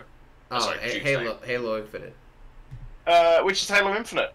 As someone who spends a lot of time doing social media for kind of Halo Infinite, and someone who also you know, casts Halo. The fact that there's going to be a new season is exciting. There's going to be some new game modes. There's going to be some new things. There's going to be a lot of things. So I'm excited. Cool. All right. So how about Ray? How about you go then? All right. I guess we'll just go in order of release date at the moment. Runes Magicka. Runes of Magic? No, Runes. No, just Runes Magicka. Oh, there it is. If you need the links, they are in the channel. Yeah. Is it a 2D roguelike magic action game? So this actually looked a lot like, what was that other roguelike? The top-down one. I'm gonna scroll through my Steam library real quick. The wizard one. Crap, what was it called? Wizard of Legend. Oh yeah, I remember that. Yeah, this kind of looked like a Wizard of Legend-ish. Like it reminds me of that vibe, but it's the top down. It actually kind of almost made the environments kind of gave me an impression of like Skull. Yeah. Too. So. If you haven't checked out Skull either, make sure to do that. That game's great.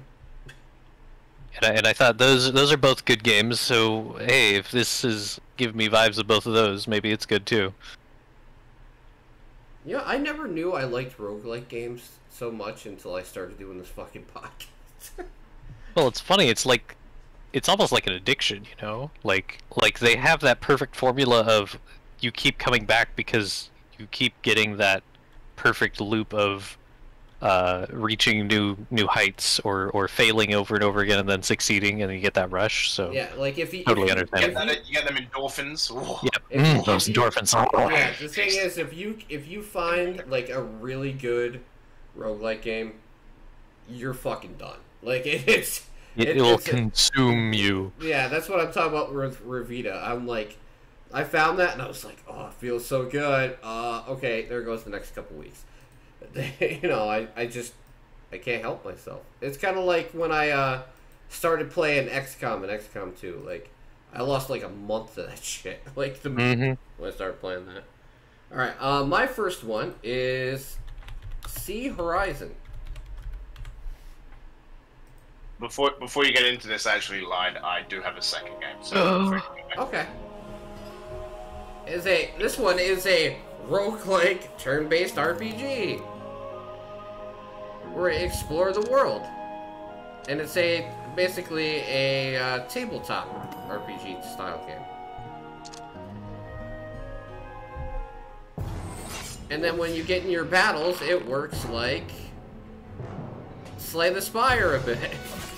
Oh dear, no wonder. But it's not a card game though. Not a card game. Oh, okay. Phew. We're good. We're safe, folks. We're safe, folks. Really? It looks like the guy's playing with cards there. Okay, Tim said there wasn't cards. He's safe. He wouldn't lie to us, would he? Right, Tim wouldn't lie to us. No, it's not a card collectathon game like Slay the Spire. So the cards are just kind of like a substitute for menu options, so to speak. Yeah, I looked into it because believe me, I don't need any more of the games I'm going to get addicted to. Because I may not have something on my list that's kind of like that. So yeah, because like listen, between Rogue Book down here, which is also really good now that they fixed a lot of it, and Slay the Spire itself, I've had a lot of problems with those type of games, like not being able to stop playing them. But yeah, this game looks amazing. I like the fact that it actually takes sea navigation and going into different countries and trying to take over the world, so to speak. But you actually recruit a lot of other players, make decisions, so it has like that power of choice, along with a decent combat system. So it's worth checking out. It comes out tomorrow. All right, go. Let's hear your other one, James. Yeah, so the other one I have is called Dark Quest Board Game, a roguelite adventure board game. Okay. Can you see where we're going with this? 7. There you go. So, yes, this is. I like the look of this. Like, I only really found out about this game today, but it's got board games. It lets you roll dice. You fight monsters. I'm in. I requested a key. It also goes up on Wednesday, I think. Yep. 4th was it? So yeah, we'll see what happens. But I am quite interested. So. Oh no, yeah, this one does have cards. Fuck you. Yeah, this one does have cards. He's trying to hurt me. Alright, what's the next one, Ray? Let's look at Ardor. Ardor. Okay. Speaking of cards. Damn it! Yes, Ray. It's okay. It's a puzzle game, Oh, so you okay. shouldn't be tempted. You're fine. You're fine. Dark side. A Hex Grid Puzzle Tactics card game. Ooh. Oh. But I saw this and it was like, yep, no, that checks a few too many boxes not to be on the list. So here we go. You're like, all right, fine. Because it's got the deck building for me, but it's got the puzzles for Ray. So, oh yeah, we gotta keep with our tradition, right? I know I have way more games than you guys, so it's not going to be a competition, so to speak. But you have to let me know if any game that I mention goes on to your follow or your wish list, because that lets me know if I do a good job. If I don't do a good job, then I feel like I'm a failure. And I'll say Dan will probably tell me that he didn't do any, just so he can tell me I'm a failure. I know Dan. Of course. We all know Dan. No, but I always appreciate the fact that Ray finds games like this that I skim over every month and don't even notice half the time. I was like, this game was I went by this one? Really? I did? You mean I missed something with deck building in the I know, right? How is that possible? I know. Alright, so my next one is called Elsie. And it has a demo. Ooh. And Elsie is pretty much a action platformer like Mega Man. My other weakness. Mega Man is a weakness. Oh yeah. I also looked at this, but does this have a May release date? Well, actually, why? How did I fuck that up? I really thought. See, I also was looking at that. I was like, "Oh, this is great. Tim will love this." And then I was like, "Oh, it's crap. because of the demo." It just says in the future. Yeah. It's because of the demo. I fucked up. Alright, mate. No worries. I also almost made that same mistake. But I got excited for it. Oh yeah, no, it looked good. I also saw that and thought, oh, Tim needs to see this if he hasn't already. Yeah, I'm a giant Mega Man fan. So I own 20XX and 30XX, which are basically the indie version of those. Mm-hmm. And I've beaten every Mega Man game in existence on stream. So, yeah, I'm a giant. He's a mega fan. What can we say? Okay, we'll go to my next one, which is Wildcat Gun Machine. Oh well, call me that's the title. It's Wildcat Gun Machine. It's a twin-stick shooter. Brutal bullet hell combat as you face bigger, better, more revolting enemies with each step. Yeah, this looks like a Tim game. Yeah, props for the title. And it's got cats. I was gonna say props to the art though. That's some pixel art. Yeah. Except not. Cat gun machine. Where you take on hordes of disgusting flesh beast. With a wide variety of guns, giant mech robots, and cute kittens. Come on, give it up. How could you not love it? Yeah, it's got cats. It's got like everything the internet loves: guns, cats, and zombies, right? We're gonna need a bigger gun. I gotta approve this trailer of live action cat Kira suit up. That's what I said. This is why the game got so much attention from me. I'm like, for real? For real? Yeah. And it's coming out Wednesday. I've been waiting for this game for a while, actually. Let's see why. Yeah, if things get wild enough, you become the gun, and it gives you the giant mech things that you can ride around in, which is great. Oh boy. Yeah, tell me that doesn't look fun. Tell me.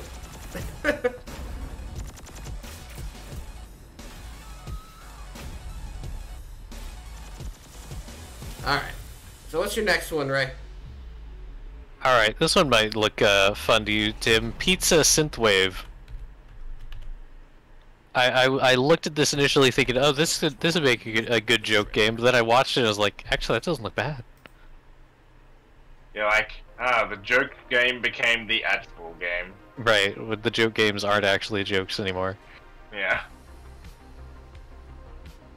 Oh, imagine this game in VR? I'd puke. Oh my word. Yeah, wouldn't you want to do this, Dan? And be like, puke on my floor simulator? Sure, I'm game. Hardcoring astronaut in retro neon space, hurtling through all kinds of obstacles to get to a last slice of pizza.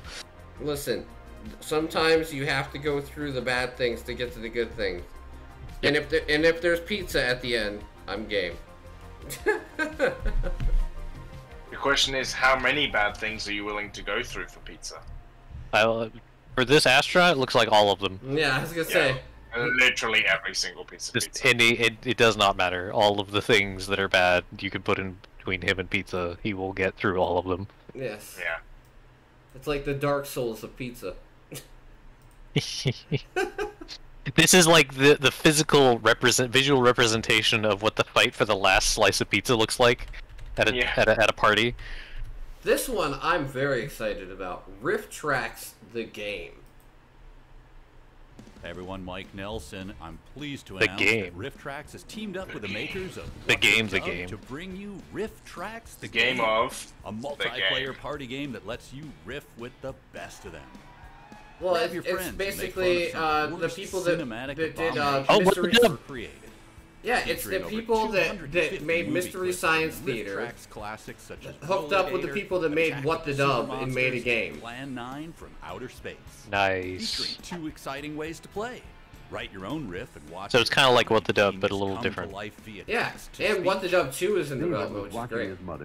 Oh dear. And wondering where it all went so wrong. Or leave it to the pros and choose from over 2,000 expertly crafted riffs. 2,000 riffs you can choose from. I can't even admit I saw the thing. Amazon delivery drone, got your toothpaste here? Head-to-head with up to 6 players using any internet-connected device as a controller. Yeah, I was gonna say it's got the interactive play with the website and everything. Streamers, get your entire chat in on the action with Twitch chat voting.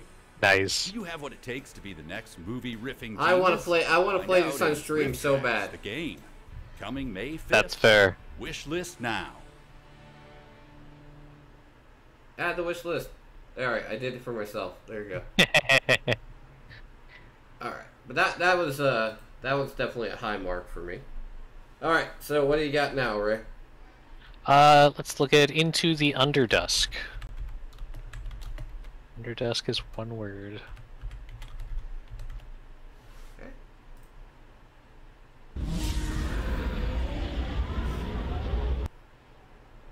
Metroidvania precision platformer.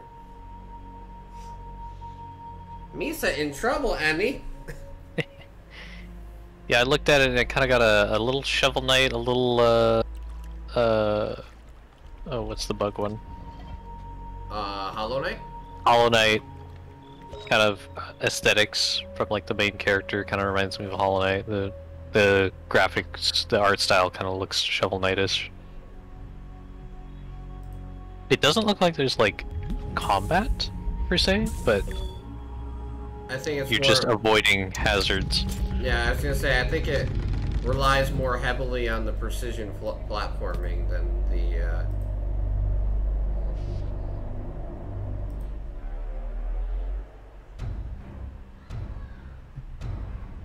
the actual combat or anything.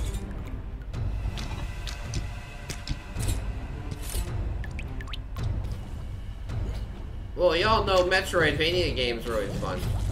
Yep. You can't go wrong with pixel art, right? Exactly. Stone Crow Games. I have a feeling this game is probably hard. Yeah, I was gonna say hard as fuck. Most likely. I'm scared. But I'll follow it just because I like pain. Well, isn't that the meta of the internet? Everybody's a masochist. Yes, exactly. Or at least pretends to be. Yes, exactly. Let's see. You're giving away our secrets. What secrets? Everybody's doing it. So this is one I've been playing a little bit before stream. It's coming out this month, but I've been playing a bit of the playtest because I'm a part of it. It's called Sky Caravans, which, you know, it's a ship management game where obviously choices matter, and it's got RPG elements and management elements, and it's got a good mixture of a lot of different gameplay styles that I enjoy. It's more of like a text-based game than an actual action game. It's more of like making decisions, you know, talking to people, more of like discussions that actually rule the game rather than actual, like, you know, flying the ship or anything like that. But I have to say, for being limited to a text-based RPG, they still do an amazing job of making you feel invested. Because a lot of times when I play text-based games, I immediately lose interest because it's like, why do I want to play this? It's usually boring, usually just a lot of reading and stuff like that. This is not just a wall of text. There's a lot of interactivity, a lot of relationships that you can build with people that actually make the game way more engaging and fun. So I'd recommend, if you don't mind trying something a little different, at least you know, put your name in for the playtest and see if you get selected and give the game a try. That's all you can ever ask for, right? It's interesting with text-based. You always have the problem of like sometimes a lack of immersion or a disconnect between like, oh, here's a wall of text and here's some nice visuals. They seem to have done a good job of incorporating all of the text into interesting and interactive UI elements, which I think is very important, plays into its favor. Yeah, that's the hard part, because if you don't give people a reason to give a shit, they won't. So at least this game, like, it does a good way of taking text-based games and at least making it way more interactive and fun. Alright. You're back to you, Ray. Grid Miner.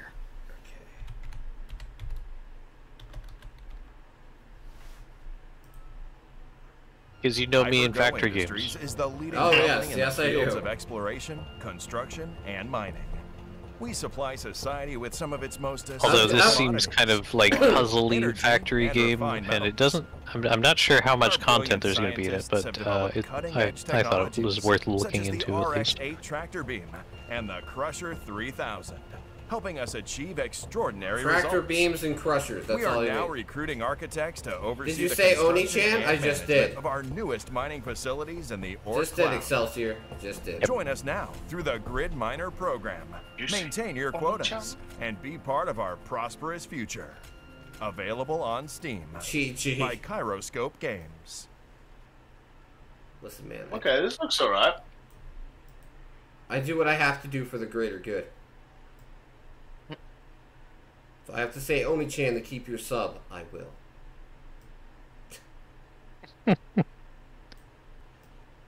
Need more feel to it. Oni-chan! Oof. Is that better? Too much feel. Oh, okay. Gotta turn it down. Alright, sorry.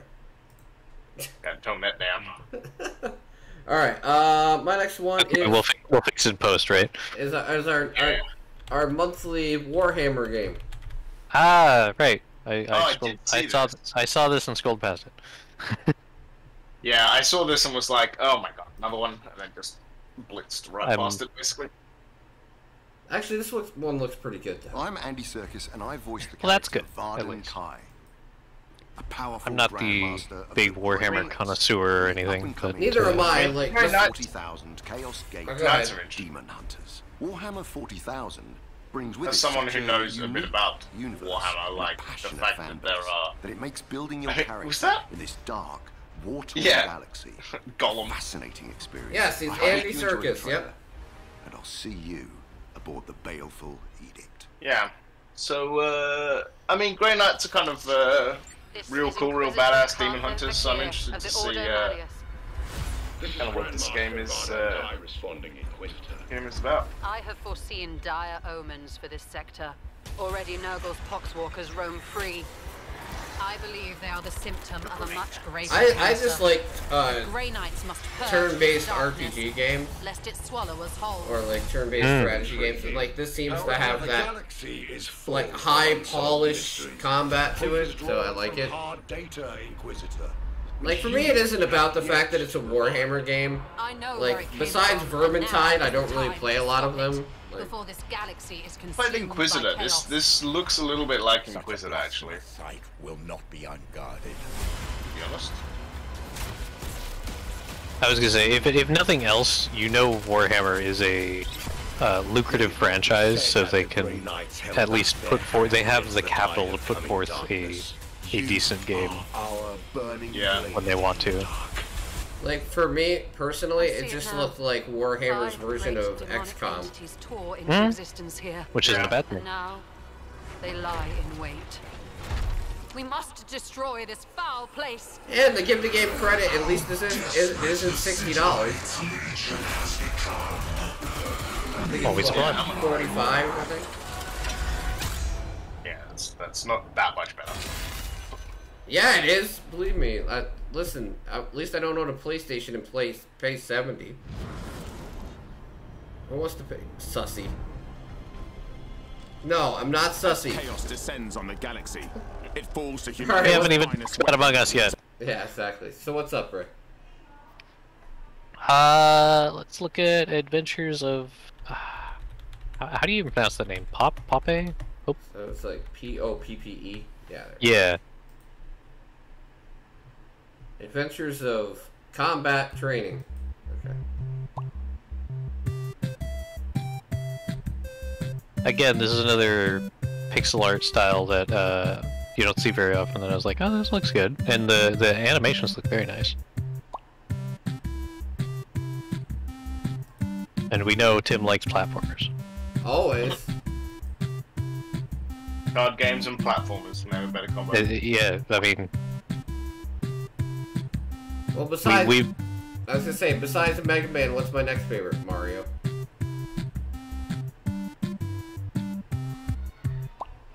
Yep.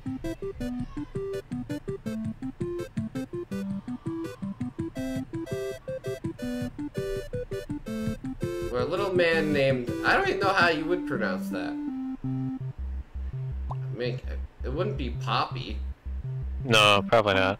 I imagine it'd just be like Pop. Yeah, Poppy. I guess that would be if it was French. Poppy? Yeah, Poppy! Alright. Let's see. Citizen Sleeper is the next one.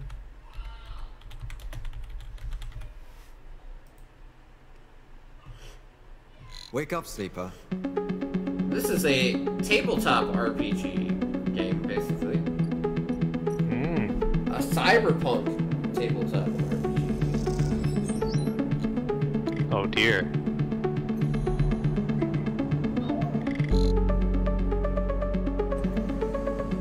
So you roll the dice to make it so you upgrade everything, and to see whether it actually, like, you know, obviously happens or fails. But yeah, you play as a escaped worker who was in slavery, and you washed up on a lifeless station, and you're trying to make it better for you and the other people who are stuck in there. And yeah, you choose your future, and a lot of choices matter. And yeah, it's like a cyberpunk management game with tabletop RPG elements in it. Wake up, sleeper. Dreaming again? Looks good. Yeah, I was gonna say, if nothing else, it looks very interesting. Every cycle. Nice. Alright, you got any more, Ray, or are you done? I have 2 more, actually. Okay, cool. Great. So it looks like Nippon Ichi Software is pulling out some of their older games and porting them to Steam. Okay. Because there's apparently 2 games coming out this month. I'm only looking at 1 at the moment because I'm a big Disgaea fan, and Makai Kingdom Reclaimed and Rebound seems to be a Disgaea spin-off. Okay. Even sharing the same art style and even characters. You gave me the link. Okay, there it is. Yep.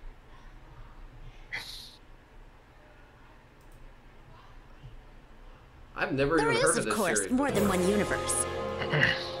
Well, that's the thing. I'm pretty sure this is a spin-off of Disgaea, the most powerful mana in which the universe. I think you're familiar with Disgaea, at least yes, I'm very, in title. Problems with my prophecy already. My netherworld's gonna be destroyed! Aha! I'll bind my soul to the damn. Yeah, anything Disgaea related is worth some attention.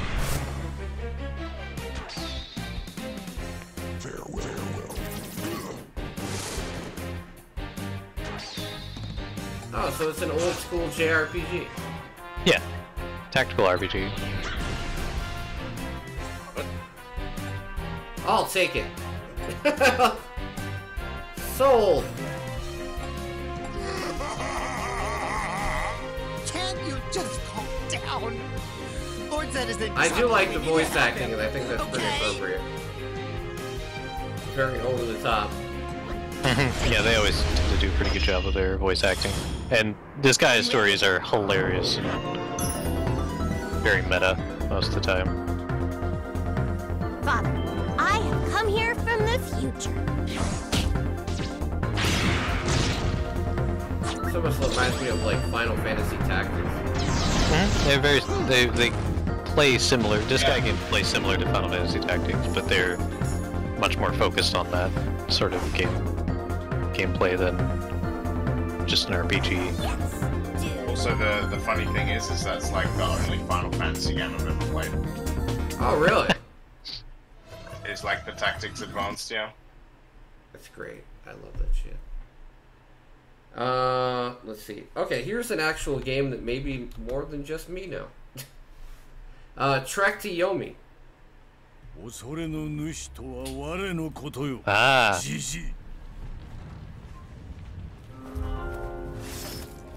Alright, Excelsior. Oh, come now, Excelsior. We know you'd respond to more than just that.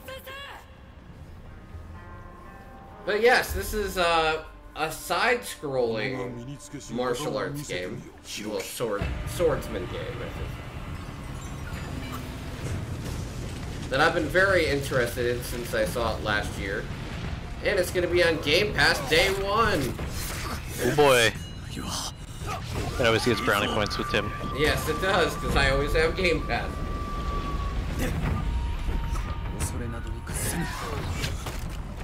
No, I'm just very interested to see how well it's going to do, because, you know, we've already had one really good martial arts game with, like, Sifu. I just want to see how they're going to handle it as a side-scrolling swordsman game. You know, like, how's the combat going to work just being a side-scrolling game that's going to be in 2 dimensions instead of 3? So I am pretty interested in it, but I mean, it's from the people that made Shadow Warrior, so I guess combat should be in their repertoire. But I hope so. Yeah, you'd hope so, right? All right. So what's your last one? right? This is what I found recently that I was just looking at it thinking, oh, this is a joke game, but then it also still looks fun. Shotgun King, the final checkmate. Okay. I love it already. I mean, with that title, how can you not love it? Oh my god, it's a... So it's chess, but your entire army is replaced with a shotgun. So you move the king around and fire your shotgun to take out the enemy. That's funny. Yeah. And it's even roguelike. Alright. All he had left was his royal Still relevant.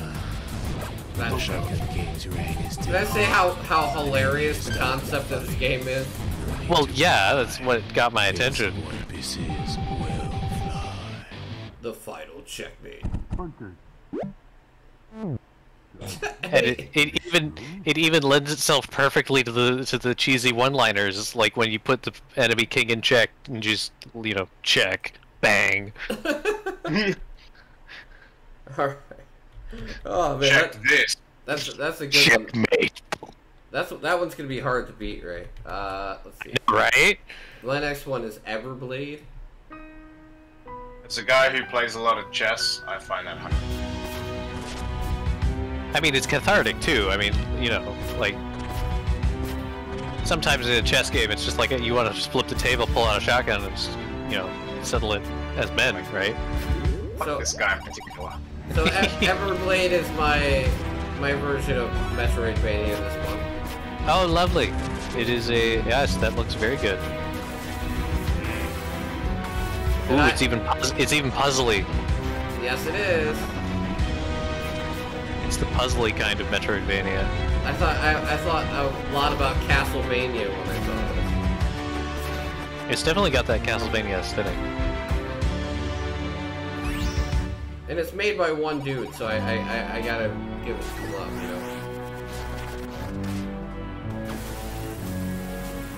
Yeah, anybody willing to put this kind of effort into a game is it's worth watching for. But yep, that one comes out May 6th. Let's see. I will try and go through these fairly quick. I don't want to keep everybody forever. We were here... That's at my bedtime right now, so... Yeah, I'm almost done. We were Lightning round. We were here forever.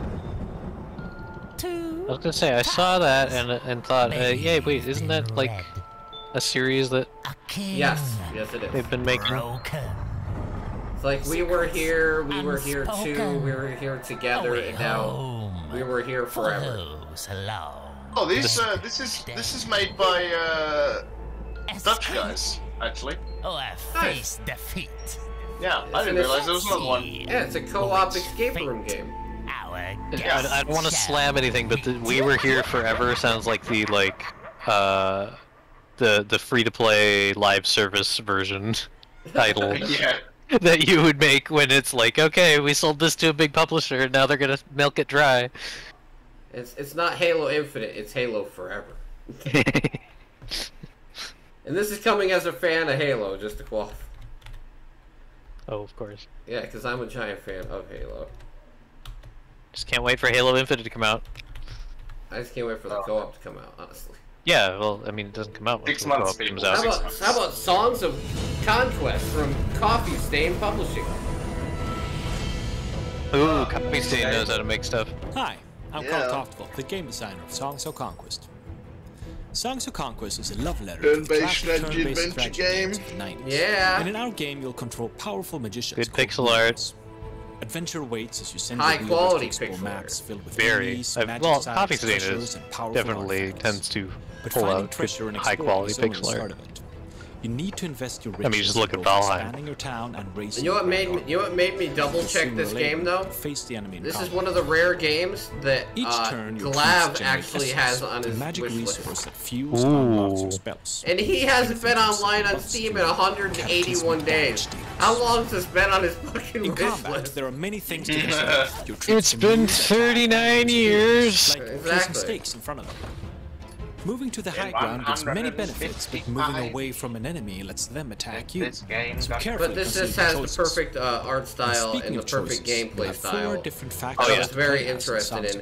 And anything that's Coffee Stain Publishing, I usually will give a shot. Now broken up into many warring baronies. To be fair, I mean, they produced quality through almost everything they've ever put out in the last couple of years. Period. The swamp dwellers. They have good attention to quality, and they expect that from the developers that they publish for too. It seems so. It usually is in good hands with Coffee Stain. All right, next one. This one, I'm surprised Ray didn't find. I did find it. I just wasn't sure if I wanted to talk about it or not. Neptunia!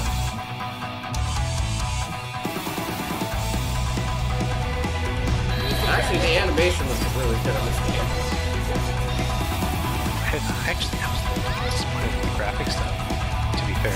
Like, I think they've had better graphics in some of the more other titles for the models. Just the gameplay seems fun to me. Oh yes, the gameplay definitely seems fun. I do enjoy Sangrekar gameplay, and Neptunia is another franchise I enjoy as well.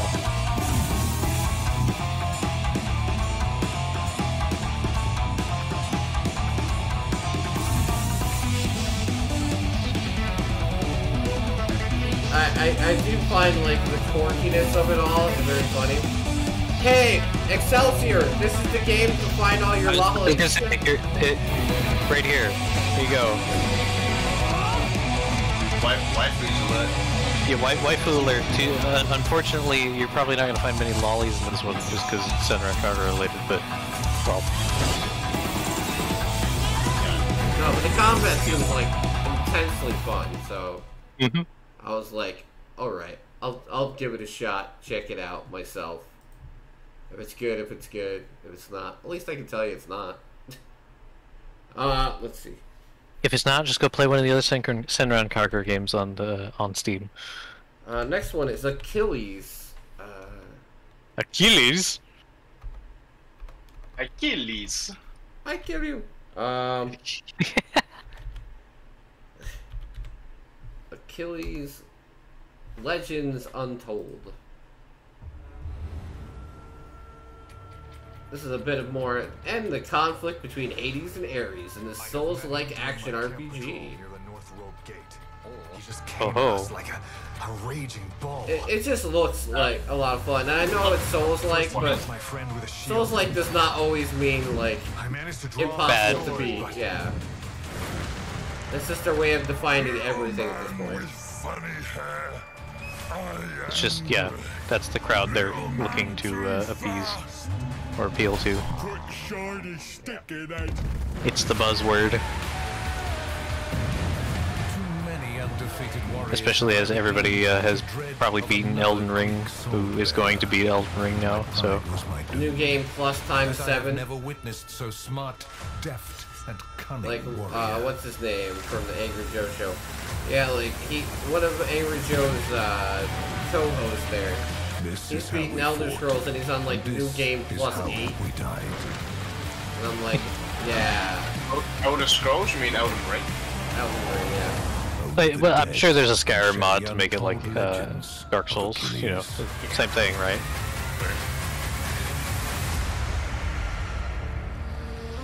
Okay, that's another one. And you can join the beta if you want.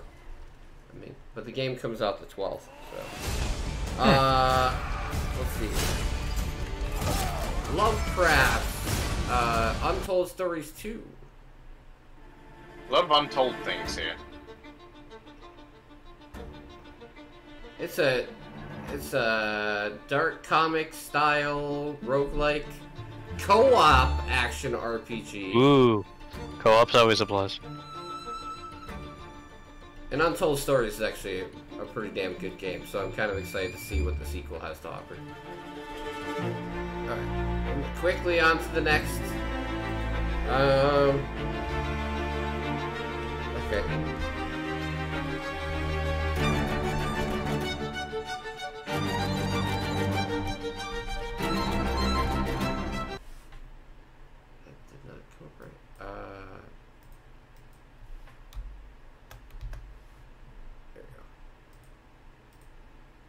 Decision. Red Days. So this is a top-down RPG game with survival and tower defense mechanics in it.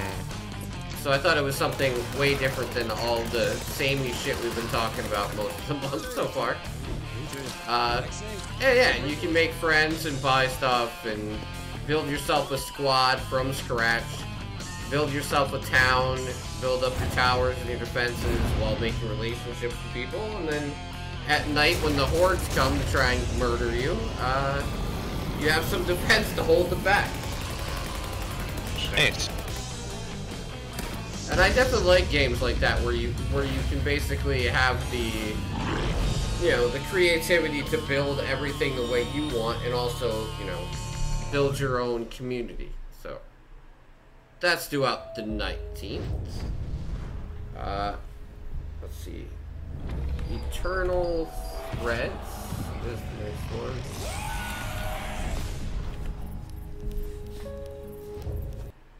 Eternal Threads. Okay, here you go, Ray. Here's one for you. It's a single-player, first-person, story-driven puzzle game of time manipulation, choice, and consequence. Oh. All 6 subjects must be saved, and you are only authorized to alter the decisions they made in the week before they die. Temporal crossover in 5 seconds. We are to have any hope of restoring the time. So you can go back a week in time to save 6 people's lives. Time travel. 3. Stopping the fire would fix all of this, of course, 43, but we must be very cautious. For the risks of direct interference are potentially greater than what we have. If I get a code for this, I'm totally giving it to Ray to see if he can beat the game. I'd try it. Go save 6 people's lives, right? Yeah, save 6 people's lives, and you can go back 1 week in history to do so. I've done that before in other games. More than 6 too. So I can do it. Here's one that's funny, because I'm almost at the end of the list, but this one's actually one of the ones I'm looking forward to the most, but it has the worst name, Soda Crisis. Soda Crisis. It's a fast-paced, side-scrolling shooter game.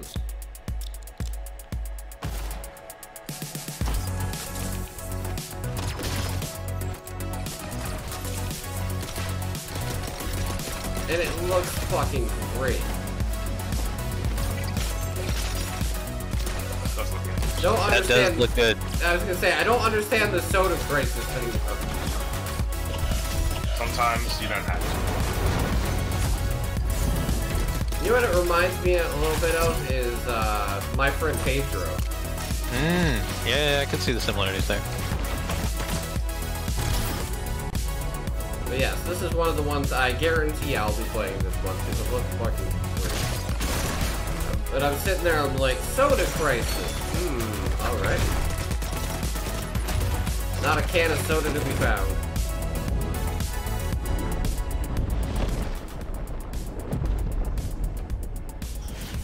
That's okay. Guns are a good replacement. Yes.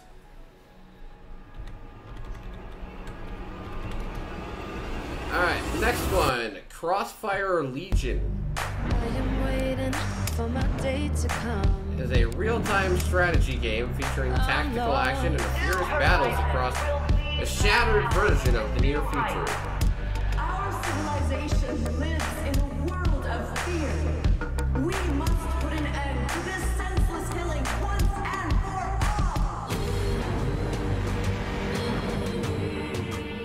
all. I also like the whole world they built around this game. It's not your, basic wartime in the olden days or anything like that. Like, this seems like a very nice, that vision is finally becoming reality. I still believe in what New Horizons stands for.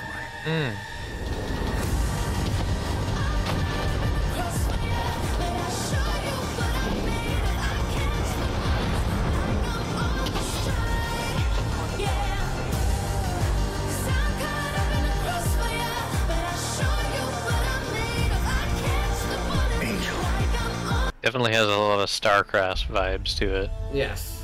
Alright, next one is Soldiers.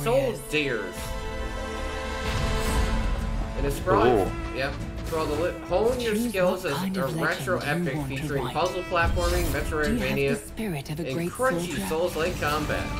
But you basically get to figure out how you want to make your character and add all the attributes you want. Archer. Oh, cool. Again, very good pixel art. Definitely looks great. Perhaps you'll prefer to defeat your foes with powerful magic. Whatever your choice, your quest will lead you through Terragaia magnificent landscapes. It's very in a world pretty. Where life and death seem to blur into one. Become the toughest warrior, master new abilities, and retrieve powerful artifacts. But don't get too confident. Never underestimate the enemy. So this is another one that I've already been approved for code for. Than you imagine. So I get to play it like 2 weeks before I can play it on stream. Will you be strong but I'm enough so to pumped succeed to play this. and bring your fellow soldiers back home? Yeah, I'd like to see more of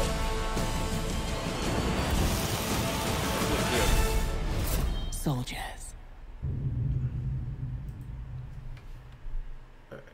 I got 2 left. Almost stressed, folks. Yeah, and this one's another one for Ray, in a way. It's a dynamic narrative experience that allows you your own accolade. A digital assistant you can talk to freely with unlimited dialogue options, just like a real conversation. Slack and keep your life both in work and leisure running smoothly. This is Nanomax's vision for all of us. Everybody deserves their own PA. Why is this for me again? Because it is. Are you telling me I don't talk to people enough? No, it's a detective tale. It's a detective story where you use the digital assistant to solve the mystery. Social interaction and organization in mind.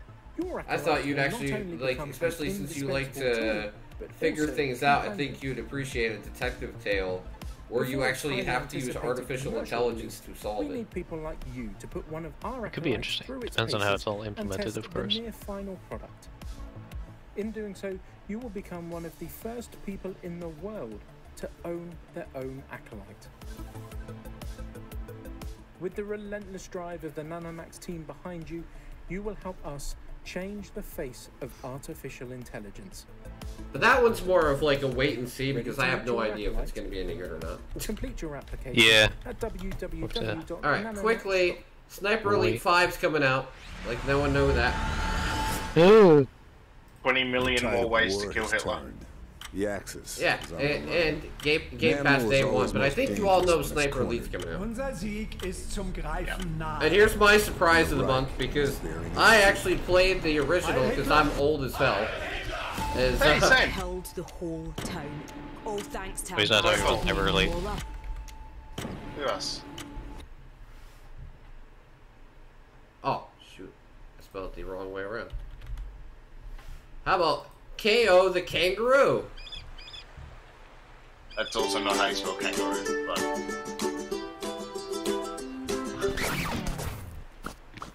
There you go. Is this like a Banjo-Kazooie type game? This was actually originally released on the 3DO. Like the original KO game. And they've decided to bring it back to franchise for some godforsaken reason. And it actually looks pretty decent.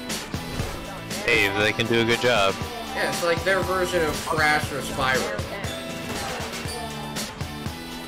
Yeah, this is, yeah, it's like Banjo-Kazooie. Yep. Oh, I mean, mate, you put a kangaroo in there, I'm there. I mean, come on, it's got rapping frogs. I mean, what else do you want?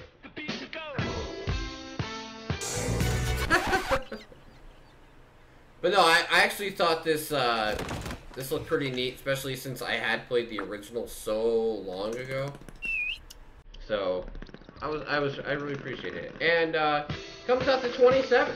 So nice.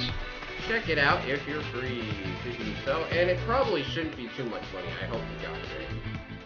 But it is releasing on all platforms, which is pretty rare.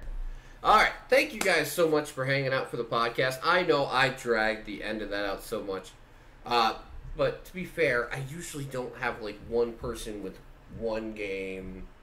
You know, I'm not calling you out for that, James. I'm just saying, like, I feel bad for having like 20 of them because usually it's not. Yeah, usually it's not me like dragging it out that bad. But I felt like I did this time. I apologize. That's good. That's why you have more than one of us here. Yeah, exactly. I had a few games to make up for things.